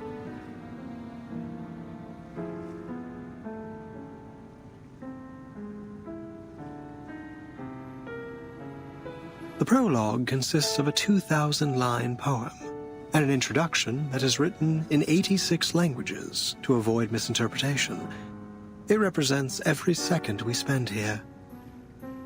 Naturally, the arrival of new members disrupts its structure, and so we must begin again from scratch. So he just tore it all up like that because he thought we were joining? With all due respect, isn't this a little excessive? Heaven knows I'm not one to judge. I've torn up plenty of writing for my novel. Please, pay it no mind. It may not be an easy task, but he's doing his part. Destruction is hard, but more necessary than you think. Without it, we'd all be stuck in a still and stagnant pond, with all the smells that entail. This all sounds very complicated. When will your magazine be finished, then? Forgive me, but I'm not sure what a floating sheet, a jarring reading experience, and all this constant rewriting are meant to express.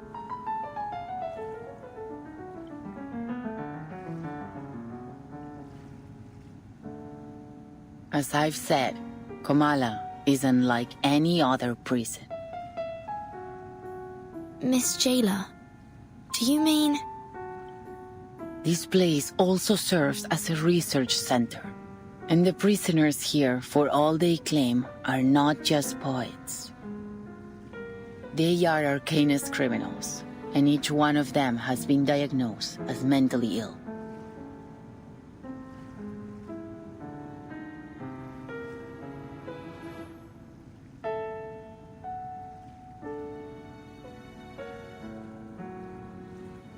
You're quite right, Jailer. But let's not forget that mental illness is merely a deviation from the norm. And who decides the norm? You, the physician, or the ones outside these walls? We've been exiled here by the standards of our time, deprived of our roles in the outside world. So please, as we agreed before, I ask you not to interfere with the affairs of La Sociedad.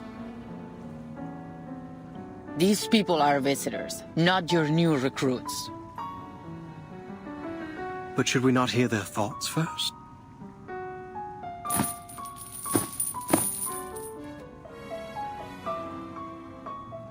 My friends, no one escapes the eye of power. We must resist. Stand with us. Pick up your pen and take poetry as your shield before it is too late. Idealist, I admire your fight, but I came here with a different goal.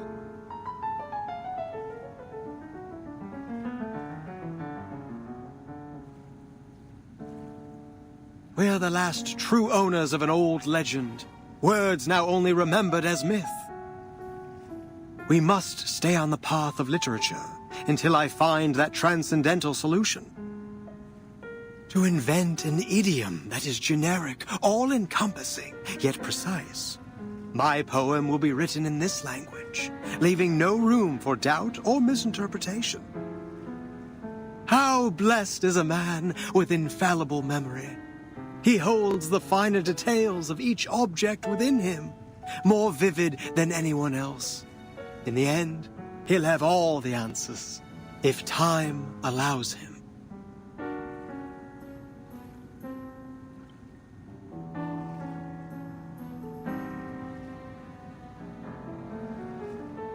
Sweet tongue, sister, house, hermaphrodite, tango. They put the whole city in the nut house. Timekeeper, look over there. Isn't that the prologue writer? There's something off about him. Please, Timekeeper, stay away from him. What's happening? Idealist, Pablo's having another episode. Multiples of us. You make reality sick.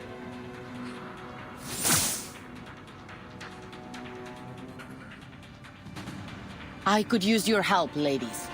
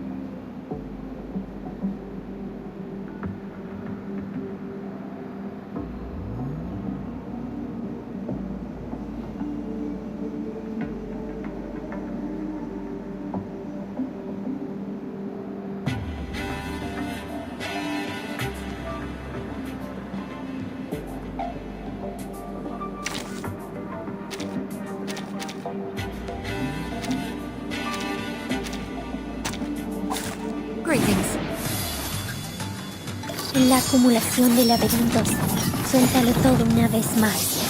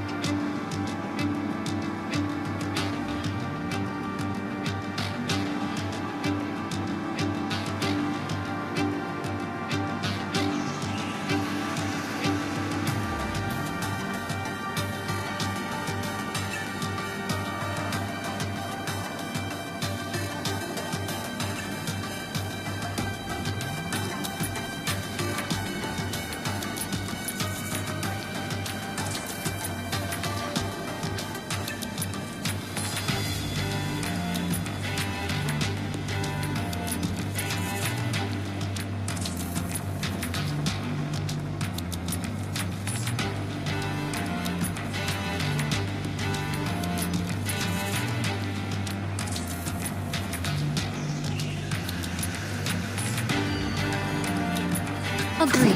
This contract really makes más allá del concepto mundano del Our tiempo. victory comes on the tide of blood. We stand together. Nuestro adversario es el tiempo.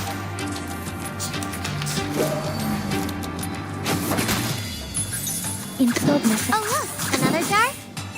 Idealismo. Vuelos de fantasía. Nuestro aliado es la verdad. Enjoy!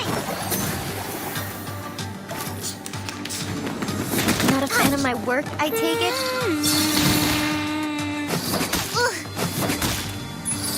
En dogmas.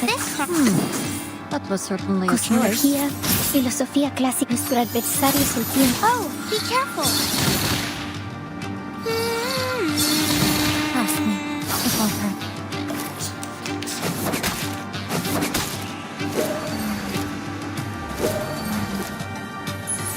You want I hope you can. En todos los momentos. We'll find our home. One day.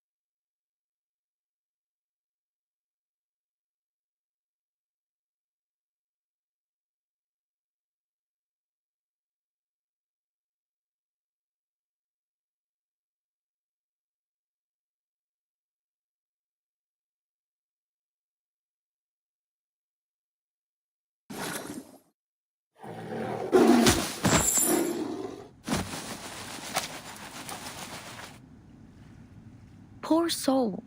I'll bring him to bed.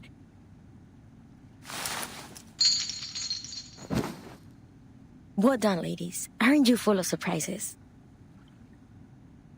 What was all that? It seems he had a mental breakdown and lost control of his arcane skill. It appears that every line he recited carried unbridled power. Usually, only specific lines can channel arcane energy. You can't just force the power into words or craft a poem to serve your purpose. Pablo must have a rare gift for identifying empowered lines. When he recited them all aloud, they overwhelmed him. That's right. He's a genius who writes the tides of emotion, just like Arthur Rimbaud. We always keep a close eye on him to make sure he doesn't recite anything while reading or writing.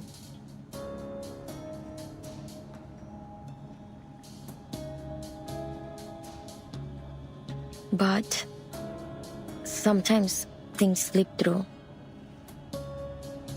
You must understand how difficult it is for a poet to never taste the words on his own lips. So then, this isn't the first time, and you're all fully aware of it. Do I understand you right? Did you just admit that you've been hiding an inmate with a dangerous condition from us? According to the safety regulations for the Panopticon of Kamala, he must be sent to the physician for immediate treatment.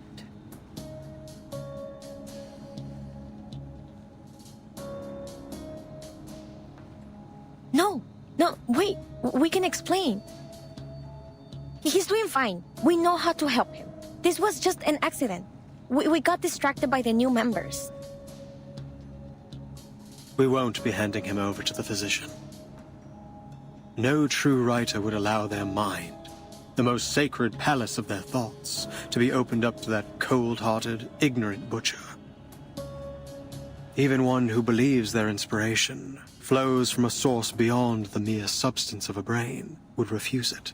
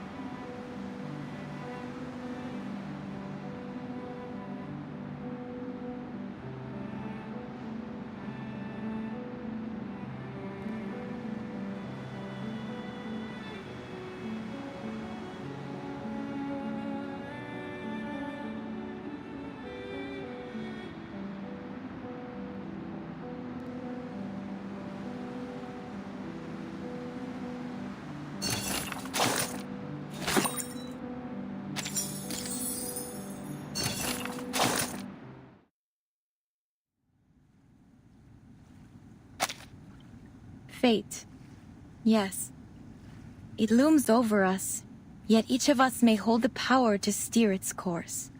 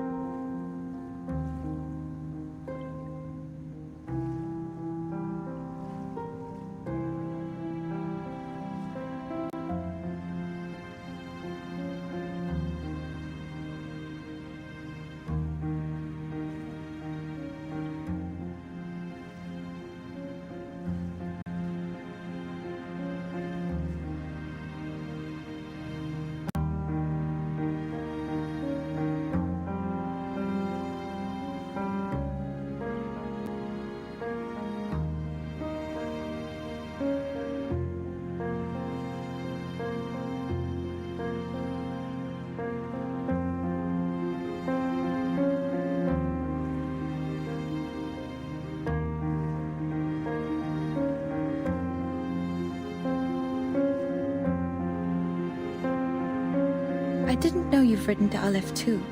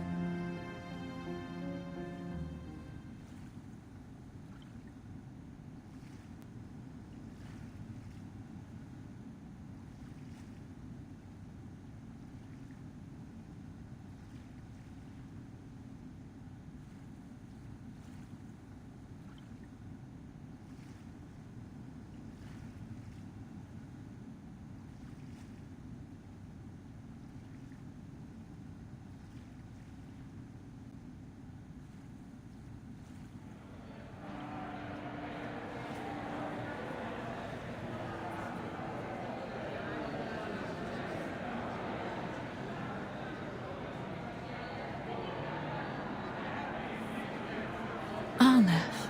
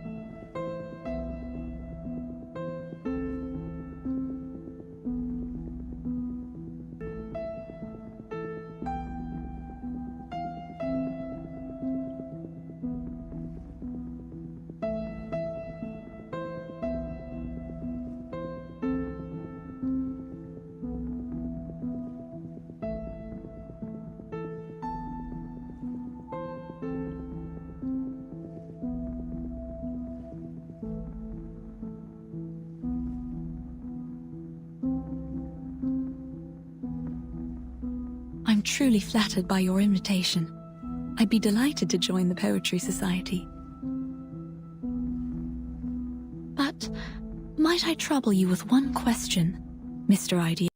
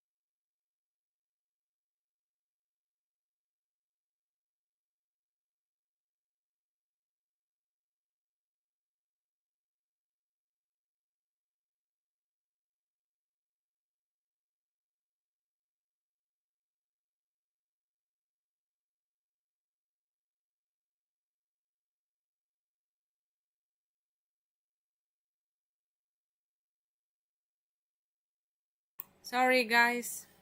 I was trying to figure out what happened.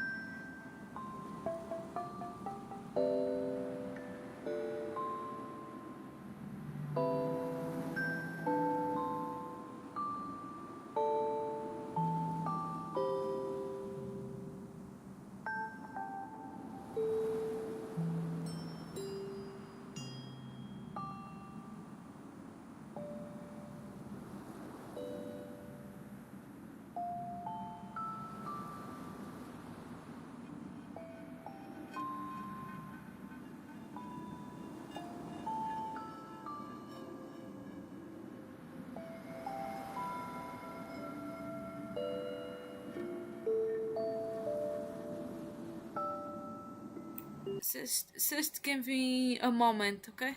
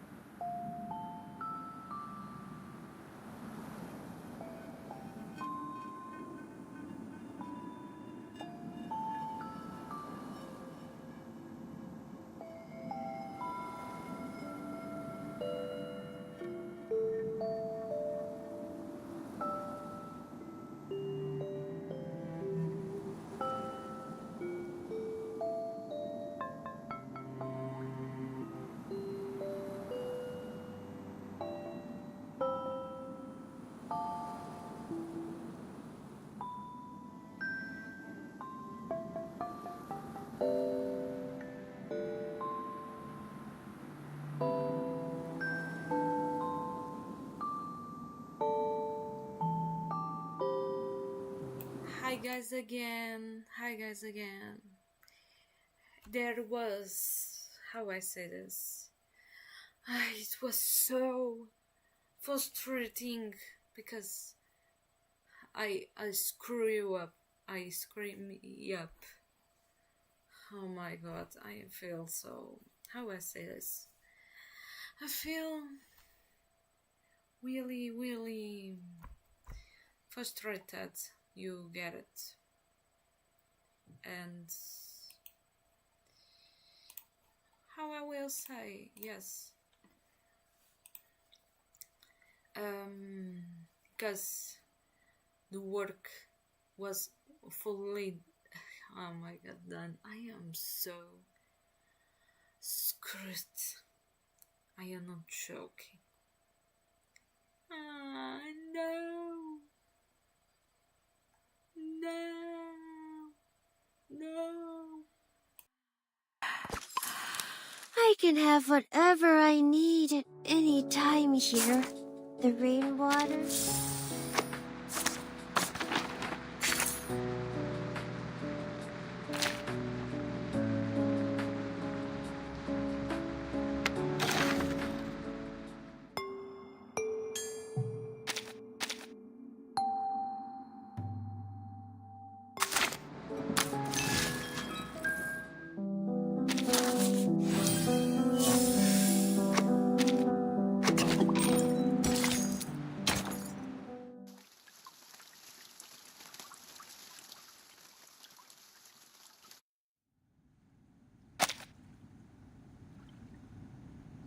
This is a serious violation of the rules. I'll have to report this to the physician, and all of your treatments will need to be reassessed. Until a new treatment plan is in place, all members of La Sociedad are confined to their cells without any of their usual privileges.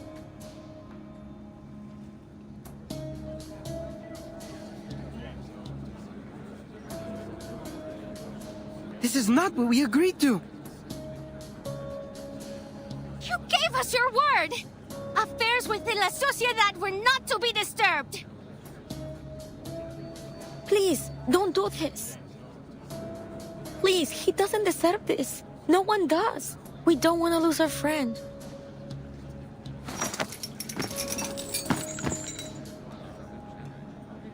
Please, Senora. I swear it won't happen again.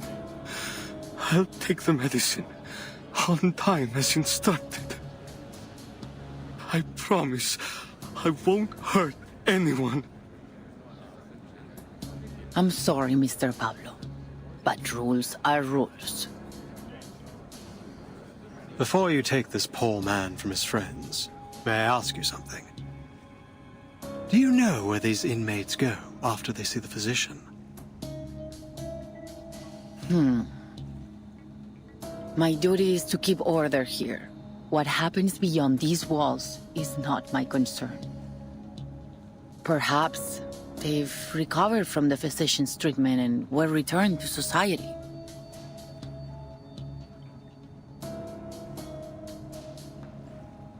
Within these walls, the only truth we know is this. No one returns from the clinic of the physician of Kamala. Are you certain this treatment they received is really a cure? Pablo is harmless. He's just a writer who has a talent for finding words and poems. That's all. Please, let him stay. We'll look after him.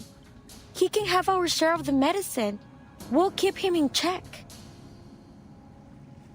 But this doesn't conform to our regulations. Still as arrogant as ever, idealist. One day, you'll get us all killed.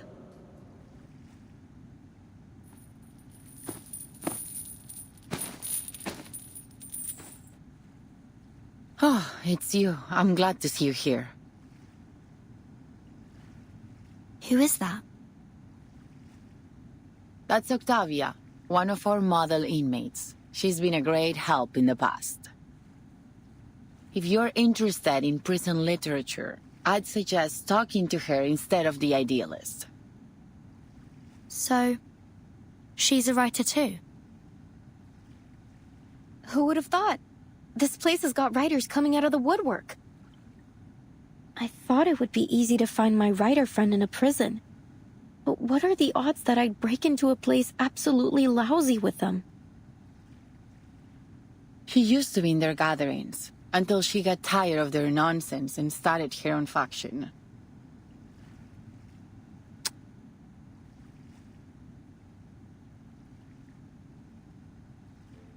What are you doing here, Octavia? Haven't you heard? The era of chieftains, ghosts, and plantation stories is over. Visceral realism is the future. And has this brilliant visceral realism helped you finish any of these poems? What a waste of time. I'm not interested in your movement or arguing with you. I just walked by and happened to witness another episode of your brutal arrogance. And I'm not about to just stand aside and watch you repeat your mistakes. I'm taking Pablo to the physician. Care to lend a hand, Miss Jailer? We agreed to mind our own business. Are you breaking our agreement? No one will be allowed to erase a word from our poems.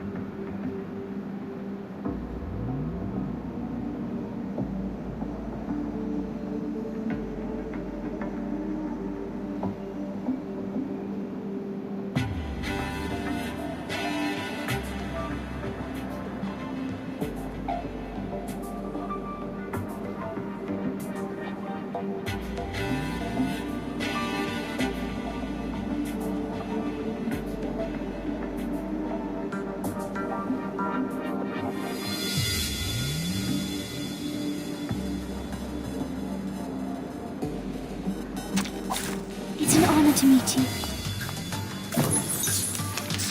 Haven't you let your ego cause enough trouble, idealist?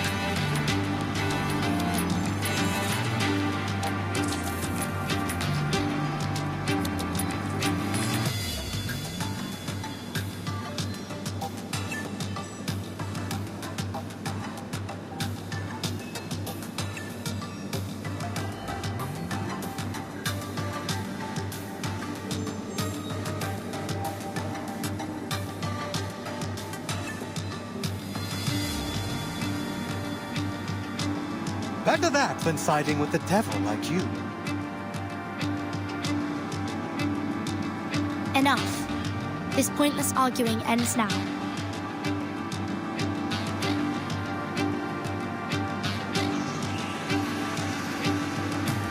Loading. It's newly made this year. Target confirmed. Let's get it over quick. Go. Damage. Ouch.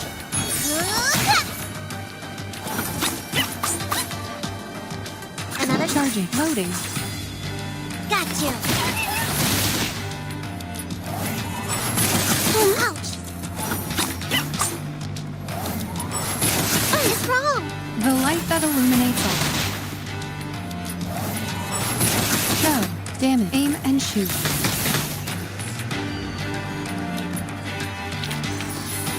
I remember it's called lending a hand.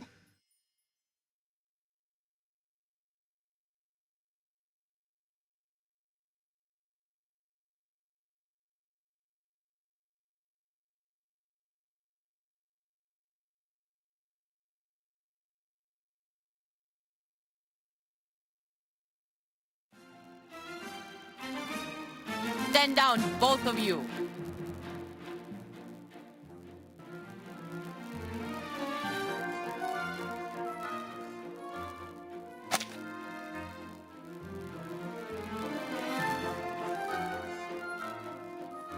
You've never listened.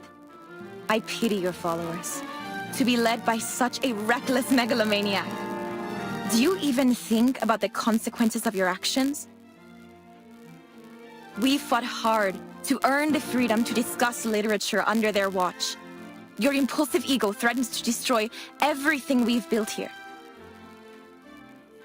Spare me the lecture, Octavia. We don't need permission to do as we please. You're just another puppet of power, kneeling to the eyes behind those glass walls. They've trained you to believe it was your own decision, to be good and conform. Who could have done a better job? When I look at you, all I see is a sheep, docile and obedient, just the way the tower wants. What kind of work could someone like you create? Literature isn't defended by those lounging in cozy rooms, scribbling to soothing music. Have you looked in a mirror, idealist? You've become a pathetic windmill-tilting fool. A monster tearing down everything around you. A beast of prey, you mean? Naturally, a sheep would be appalled by the mere thought of such a creature. A fearful sheep caught in a vine, confusing the blade that would set it free with the jaws of a lion. Such a master of metaphor.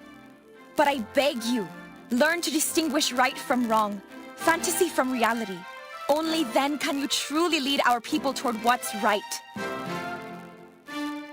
Distinguish right from wrong. Don't make me laugh. Is that the limit of your vision? You...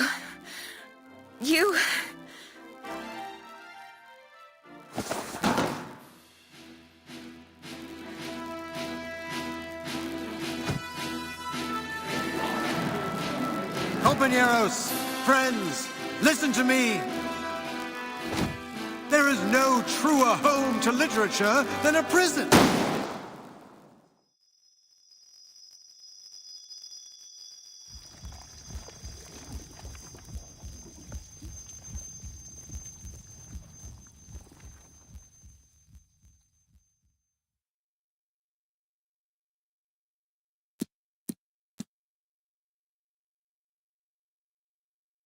No!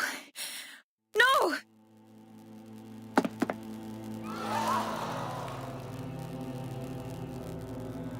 Who did this? Hands behind your head and drop to your knees. All of you, now! This is your last warning.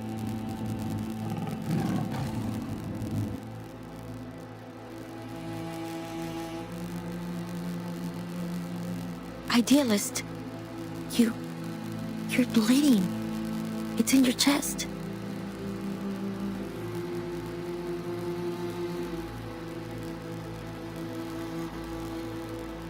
You must. Yes. Idealist?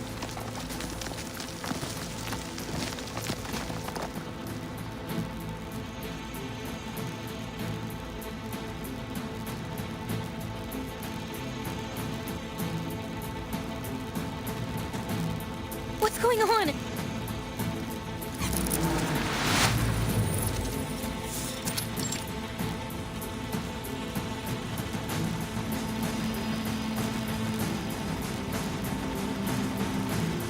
Was he shot? Where did the bleed come from? Miss Jailer, and you ladies over there, come give me a hand.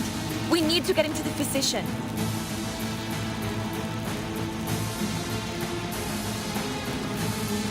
Did you do this, Octavia? You couldn't face the burning truth of his words, so you pierced his very heart instead, just as it was blazing with the fire of justice. Or was it you, Jailer? Did you intend to crush the voice of poetry beneath your wheel of power? It has to be one of you, devils in disguise, beasts in human skin. Can't you see? I had nothing to do with this. I'm as innocent as any of you. I've been trying to keep order here, to protect everyone. And now you blame me? Don't listen to her! The idealist made it very clear! She's trying to get us punished for her own gain! You're a murderer, Octavia!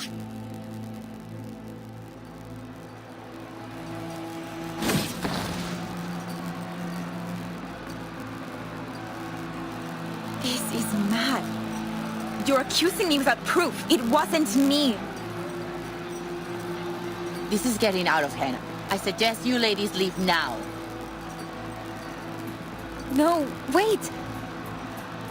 It all happened too fast. What happened to the idealist? Is he alright? I didn't even get a chance to ask about Aleph.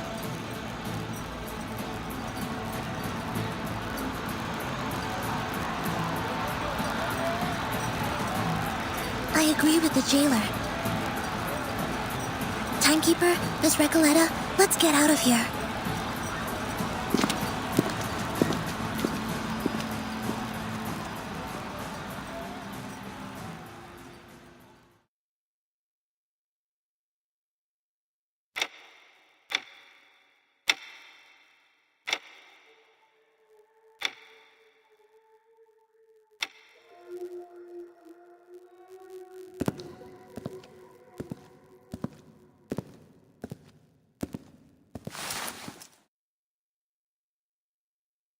His vitals are gone. At last, some peace and quiet. Well, for a liar and a thief like him, there's hardly a better end than this.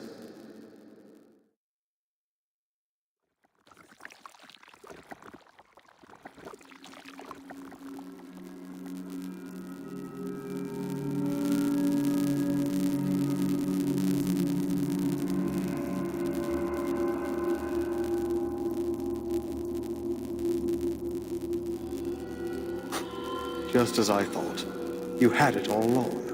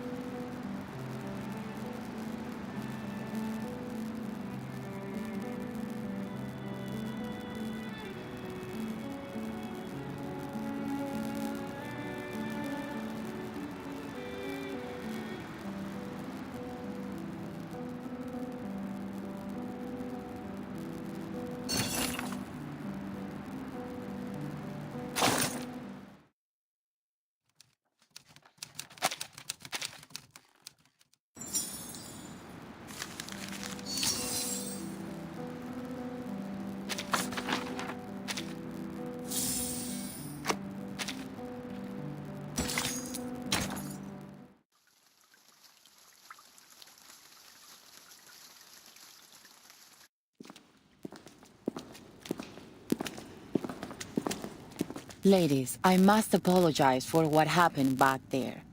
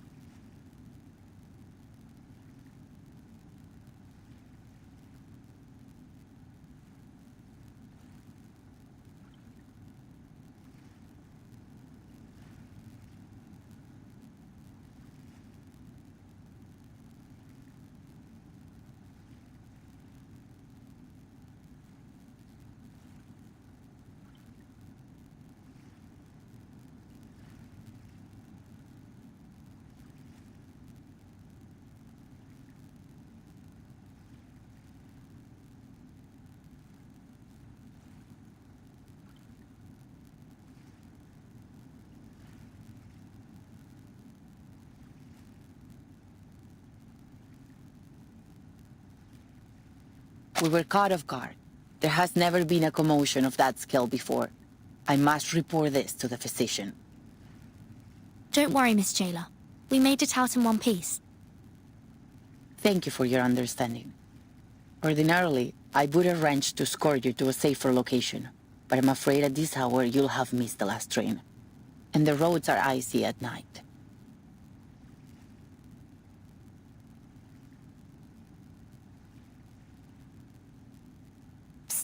Vernon, we can't leave like this.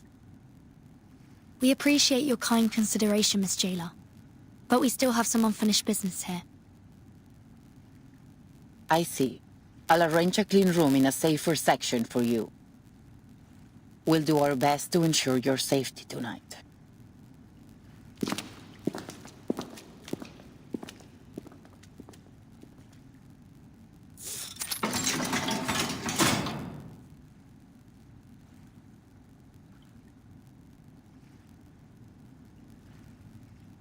They actually found us a spare room. Bleak, quiet, and somber. It's a cell like all the others. Don't worry. This isn't the first time we've ended up on the wrong side of the bars. At least this time we're just here for the night, not a full sentence.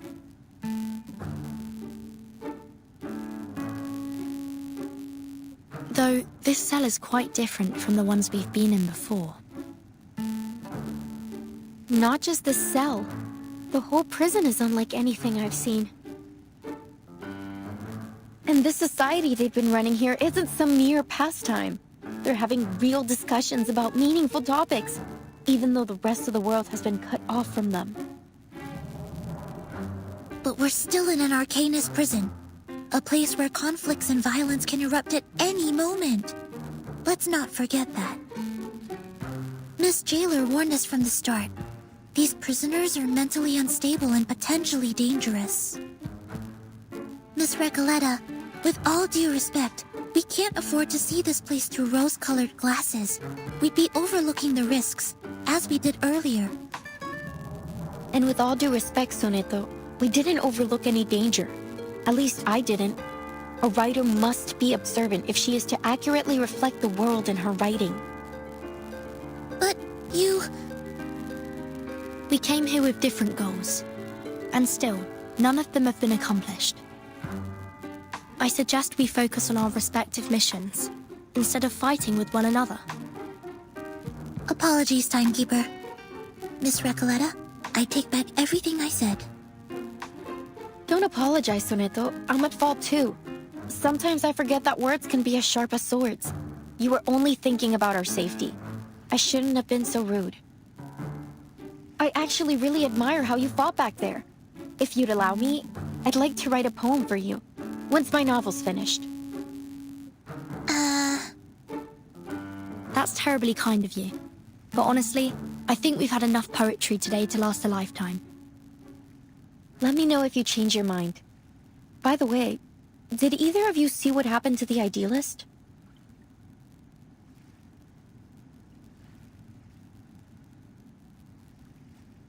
The jailer told me she went back to the gallery once everything calmed down.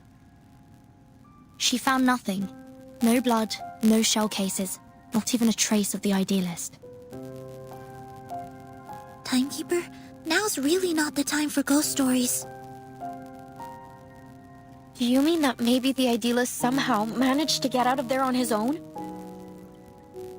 Or perhaps someone else helped him?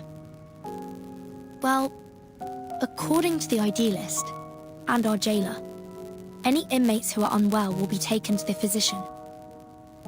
It's possible someone brought him there, while everyone else was shouting and running about. You're right. It could be that he's with the physician right now. I'm relieved. That was a sudden plot twist, but a visionary of his magnitude doesn't deserve to die in silence like that. To be fair, the gunshot was quite loud, as was the ensuing commotion. Nonetheless, he couldn't have just died like that. I mean, the writers would riot if a writer were to kill off a character so abruptly. But you believe he's still alive too, am I right?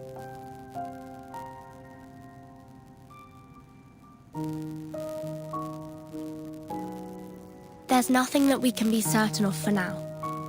But on a brighter note, we didn't come back empty-handed from our mission either, Sonetto.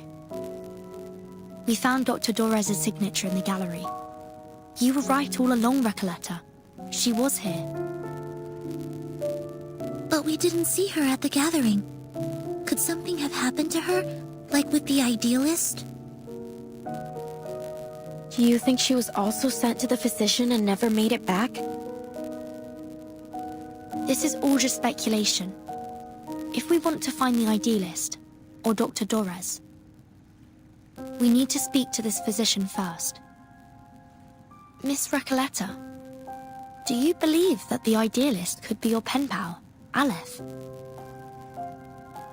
Whether he is or not, he's still my best lead.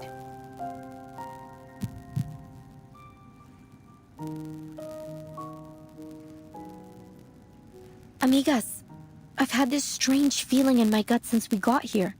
Something is slowing us down. Now, to figure out what it is...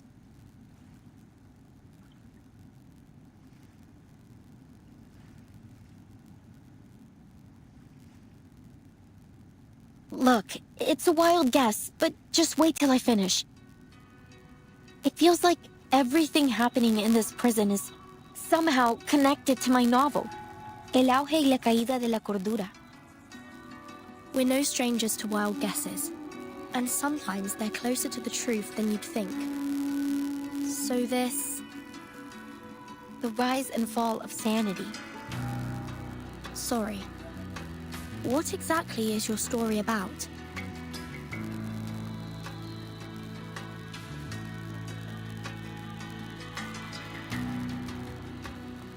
Huh. Nunca pensé que te interesaría. It starts... Sorry, it's been a while since I told it from the beginning. A few years ago, I worked as a forest ranger. It happened in a desert town called Amalfitano, in Sonora, back in 1975.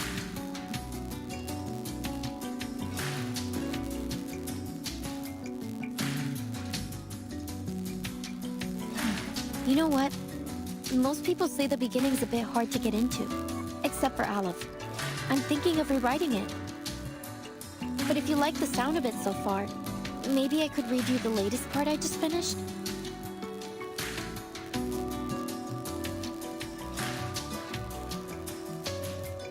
Please.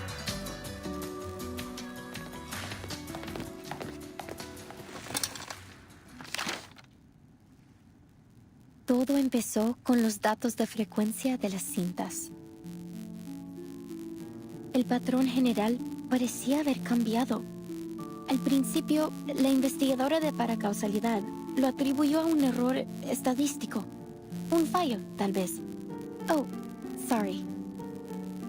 But after a few days and long nights of meticulous calculations, that explanation only became less and less plausible.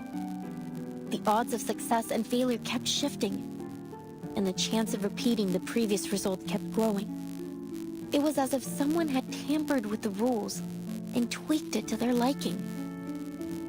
She took her findings to Amalfitano, the town of nothing, as they called it then.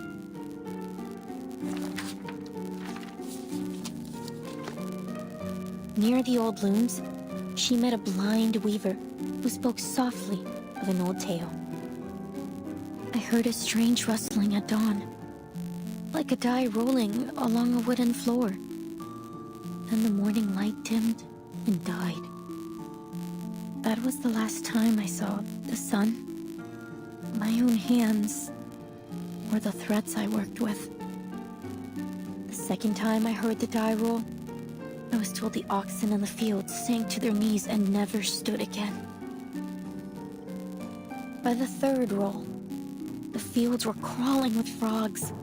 Plows ran over them, and some still writhed, squeezing themselves deeper into the cracks in the earth. The fourth time the die rolled, 10 dormice plunged into the sea in a strange sleepwalk, and 10 bears feasted for the last time before winter arrived.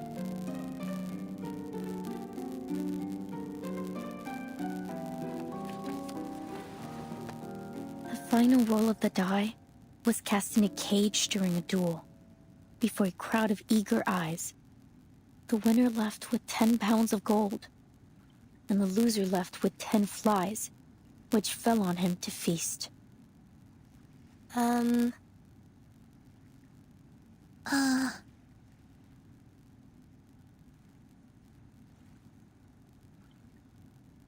Is that all?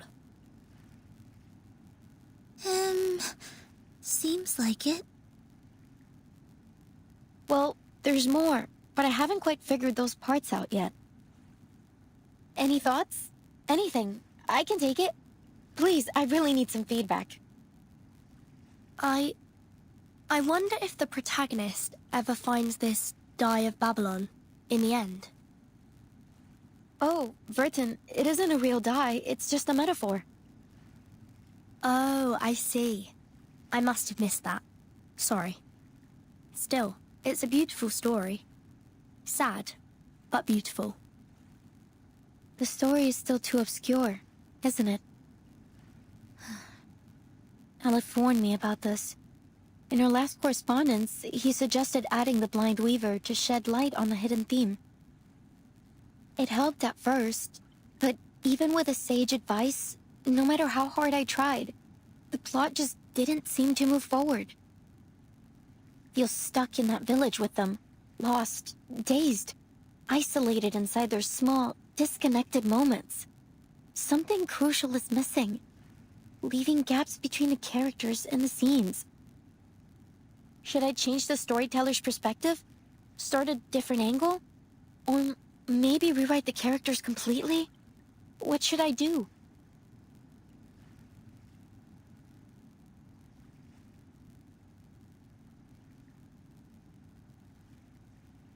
Apologies, but you said your story somehow connects to what's happening here in the Panopticon.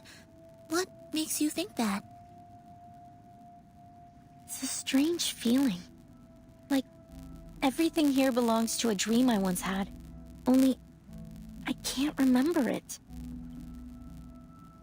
Do you mean that you have a sense of déjà vu? It's nothing to worry about. Our psychiatrist friend Kakania told me those moments are often the result of a dysfunctional connection between two parts of the brain. Like a little glitch in our heads.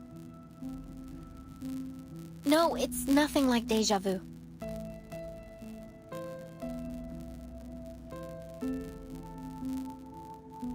Déjà vu is a single moment, a specific situation. But here it's everything. La sociedad, the rules, the idealist, even the incidents in the gallery. Each one unfolds in a similar pattern, like the grooves on a record. telling a story I feel I've listened to before. Amalfitano and Comala. They're two sides of that same record, playing out the same tune. Whatever happens in my story seems to be happening here too. I had that feeling when I met you as well, Miss Verton. At first I thought it was only an interesting coincidence. You're much like the first character in my story. A traveler with a suitcase.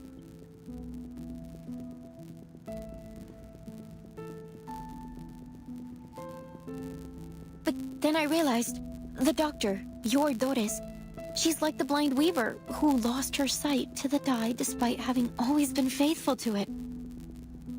And the jailer, she's the bank clerk who assisted the corporation in taking over the town in order to escape her past. And the idealist, he's the murdered donkey driver, and the dye of Babylon. No. Mis queridos amigos ficticios. ¿Qué rayos les está pasando? Wait. Are you saying that everyone we've met here matches a character from your story? Like some kind of archetype? That sounds unbelievable. But then again, maybe you're onto something. You see the world through a different lens that none of us share. Not just the characters. The events here are mirroring my story too. Aleph. He's the only one who truly understood my story. If things are playing out just like my novel, then maybe Aleph is in fact still here. Are you suggesting that someone is controlling the Panopticon in order to make it follow the same plot as your story? That they've set the rules, started the poetry group, planned the attack on the Idealist, and tried to prevent us from finding Dr. Dores? If that's true, Miss Recoleta, it's very likely that the one acting against us is in fact Aleph himself.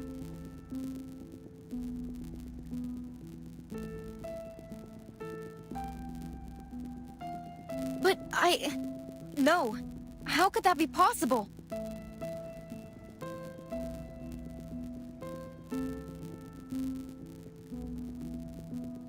Why? Why would he do this? I don't see any reason why he'd be connected. He's an intelligent, cultured, and profound person, not a common killer. No, none of this adds up. Remember, Dr. Doris was brought to Ushuaia by the Xeno rebels. And we know they're connected to Manus Vindicte. If this Aleph really is hiding Doris from us, he may be working with them.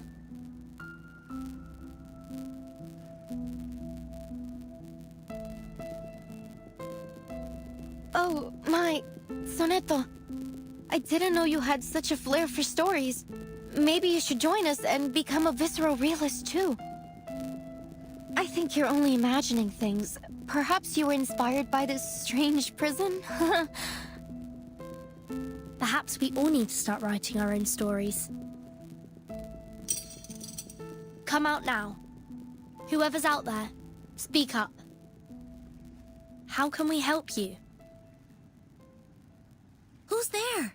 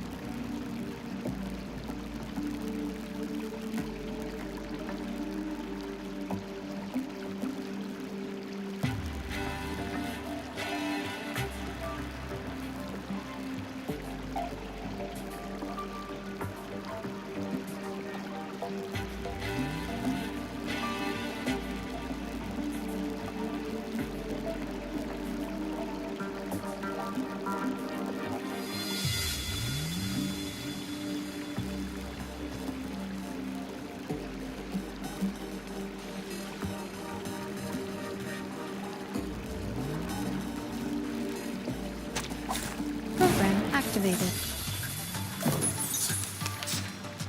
Loading. Another jar? Eliminate target. You don't want to miss it.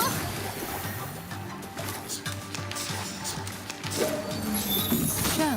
Damage.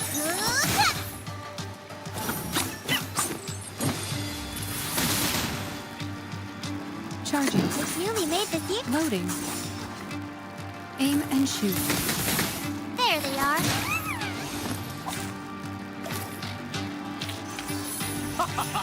My lord, I defeated 1,000.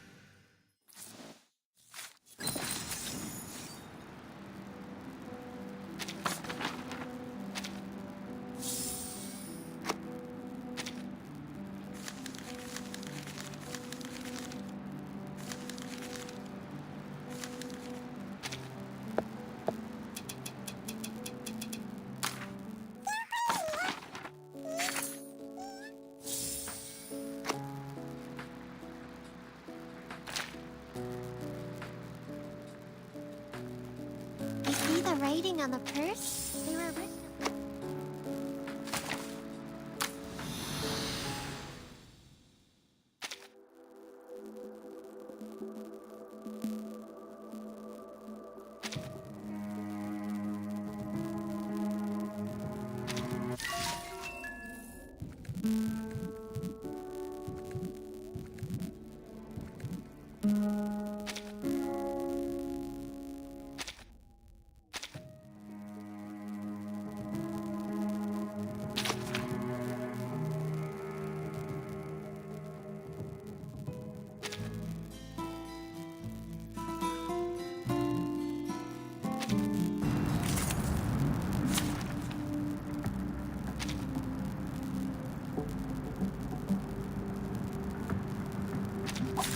I have all the essentials for writing poetry. You, me, and our opponent. The show's on. Your command. Plan A. In todos los momentos. Time waits for no one, even for a great people.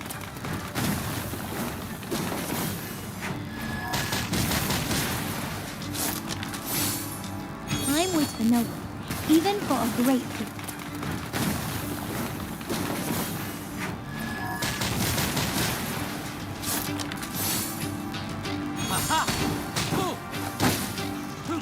Three, two, one, down. Nuestro aliado es la verdad.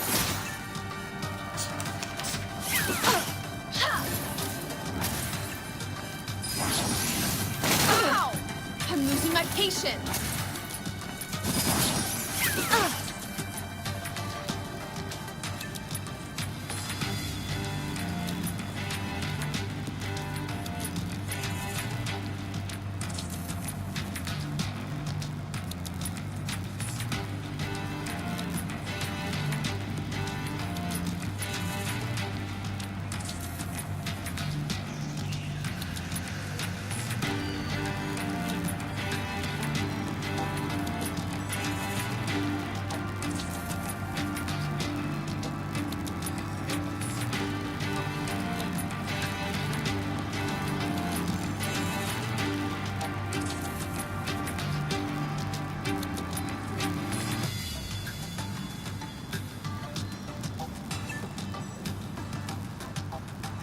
El camino a Tlón.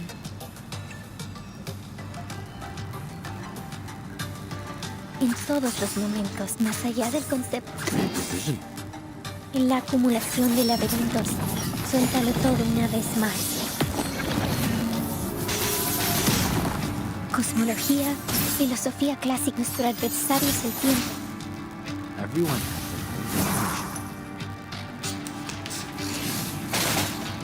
I'm losing my patience.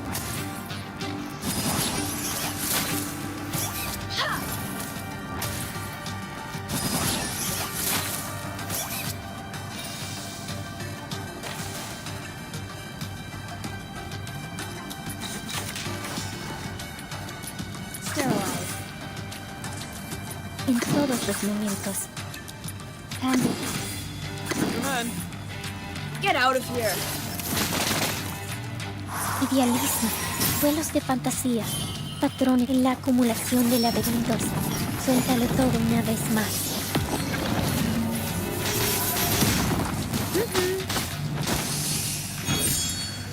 Hold on to that.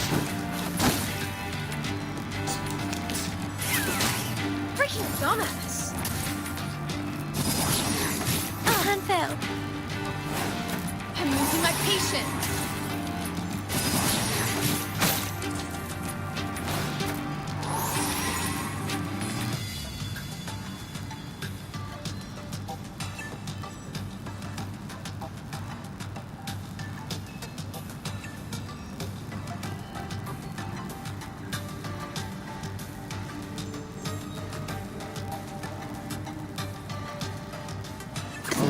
Deep breath in. They can mean it. The show's on, hounds. Great decision.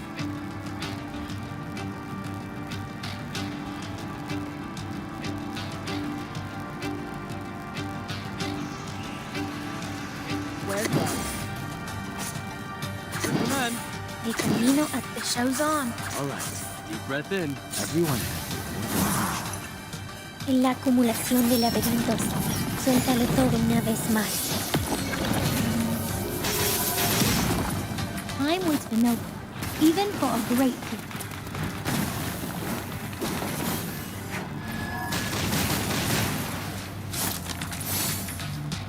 Give me a hand, friends. I can't do this alone.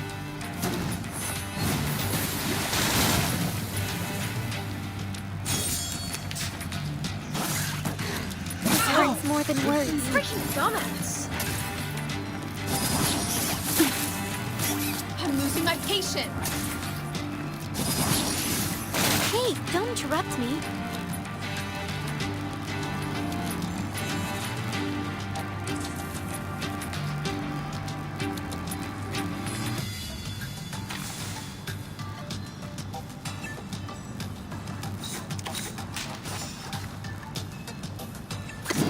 All right. Plan A, handy. Go! Go! Go! Puppies!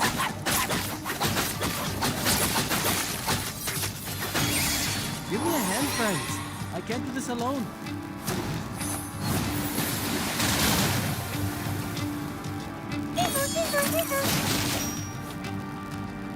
Three, two, one, down.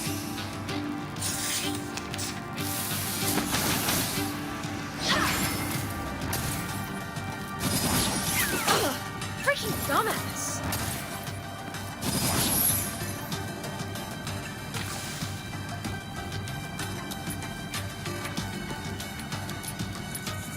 De camino a Tlon. The show's on, hounds. Good command. Where go? En la acumulación de laberintos, suéltalo todo una vez más. Time waits for no one, even for a great people.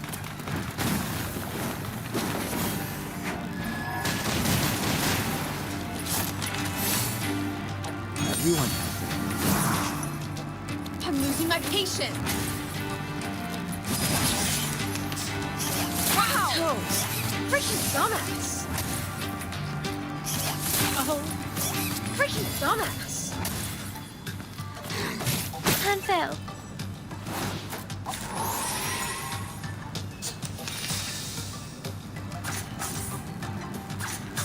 All right. Deep breath in. Sterile, handy, plan A. Give me a hand, friends. I can't do this alone.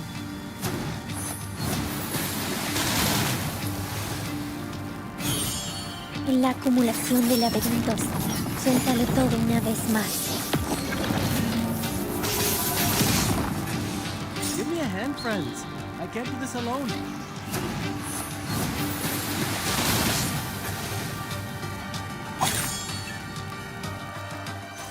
I haven't had a eureka moment like this in a while.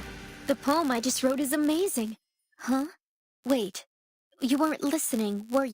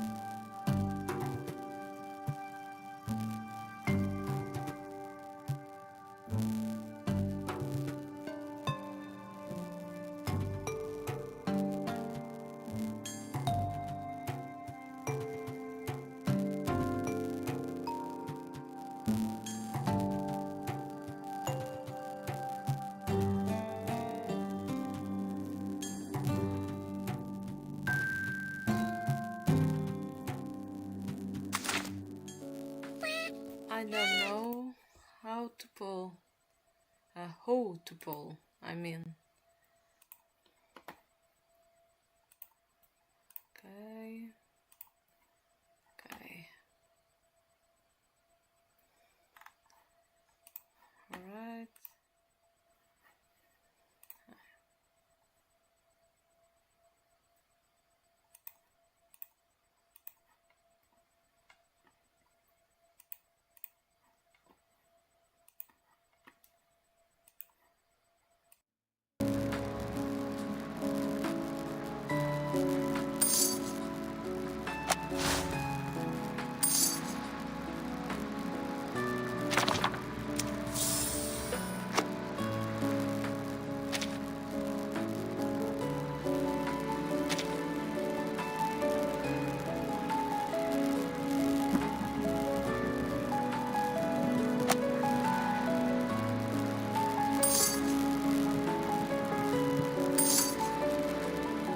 The lights here are amazing. They're much brighter than the lanterns in the city.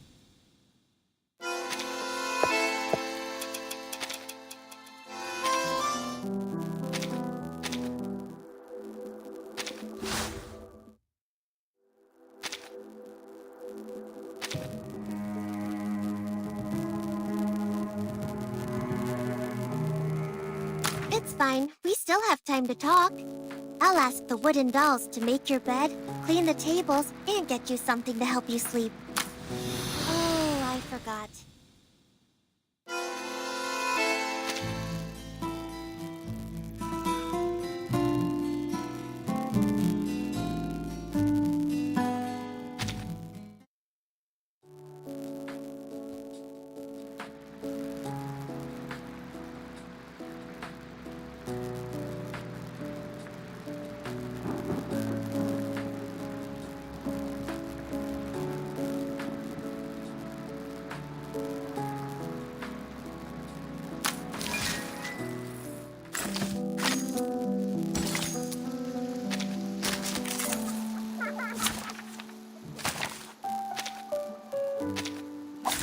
Filter complete. Move carefully. Be careful. There, you don't want to miss it. My responsibility. Gotcha. 强梁既出，王有不为。Let's get it over quick. You won't get away.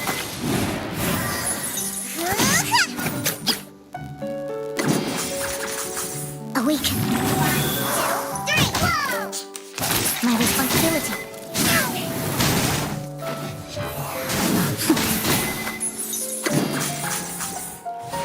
There they are. My responsibility. You don't want to miss it. Case closed. I'll be sure to write a report and put it on your table. And please don't forget to check the previous reports too, ma'am.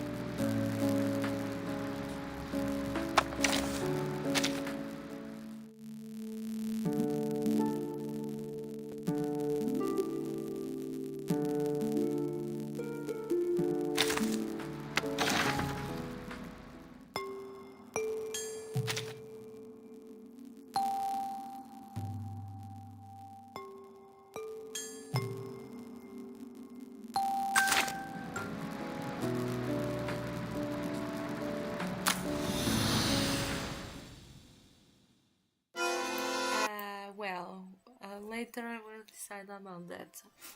Also, about Oka's real, I still not decided how I will pull. But also another thing, tomorrow it will be or prolong of today will be dying, or the squall of butterfly suit too, or both of them. So bye bye, see you tomorrow. Stay well.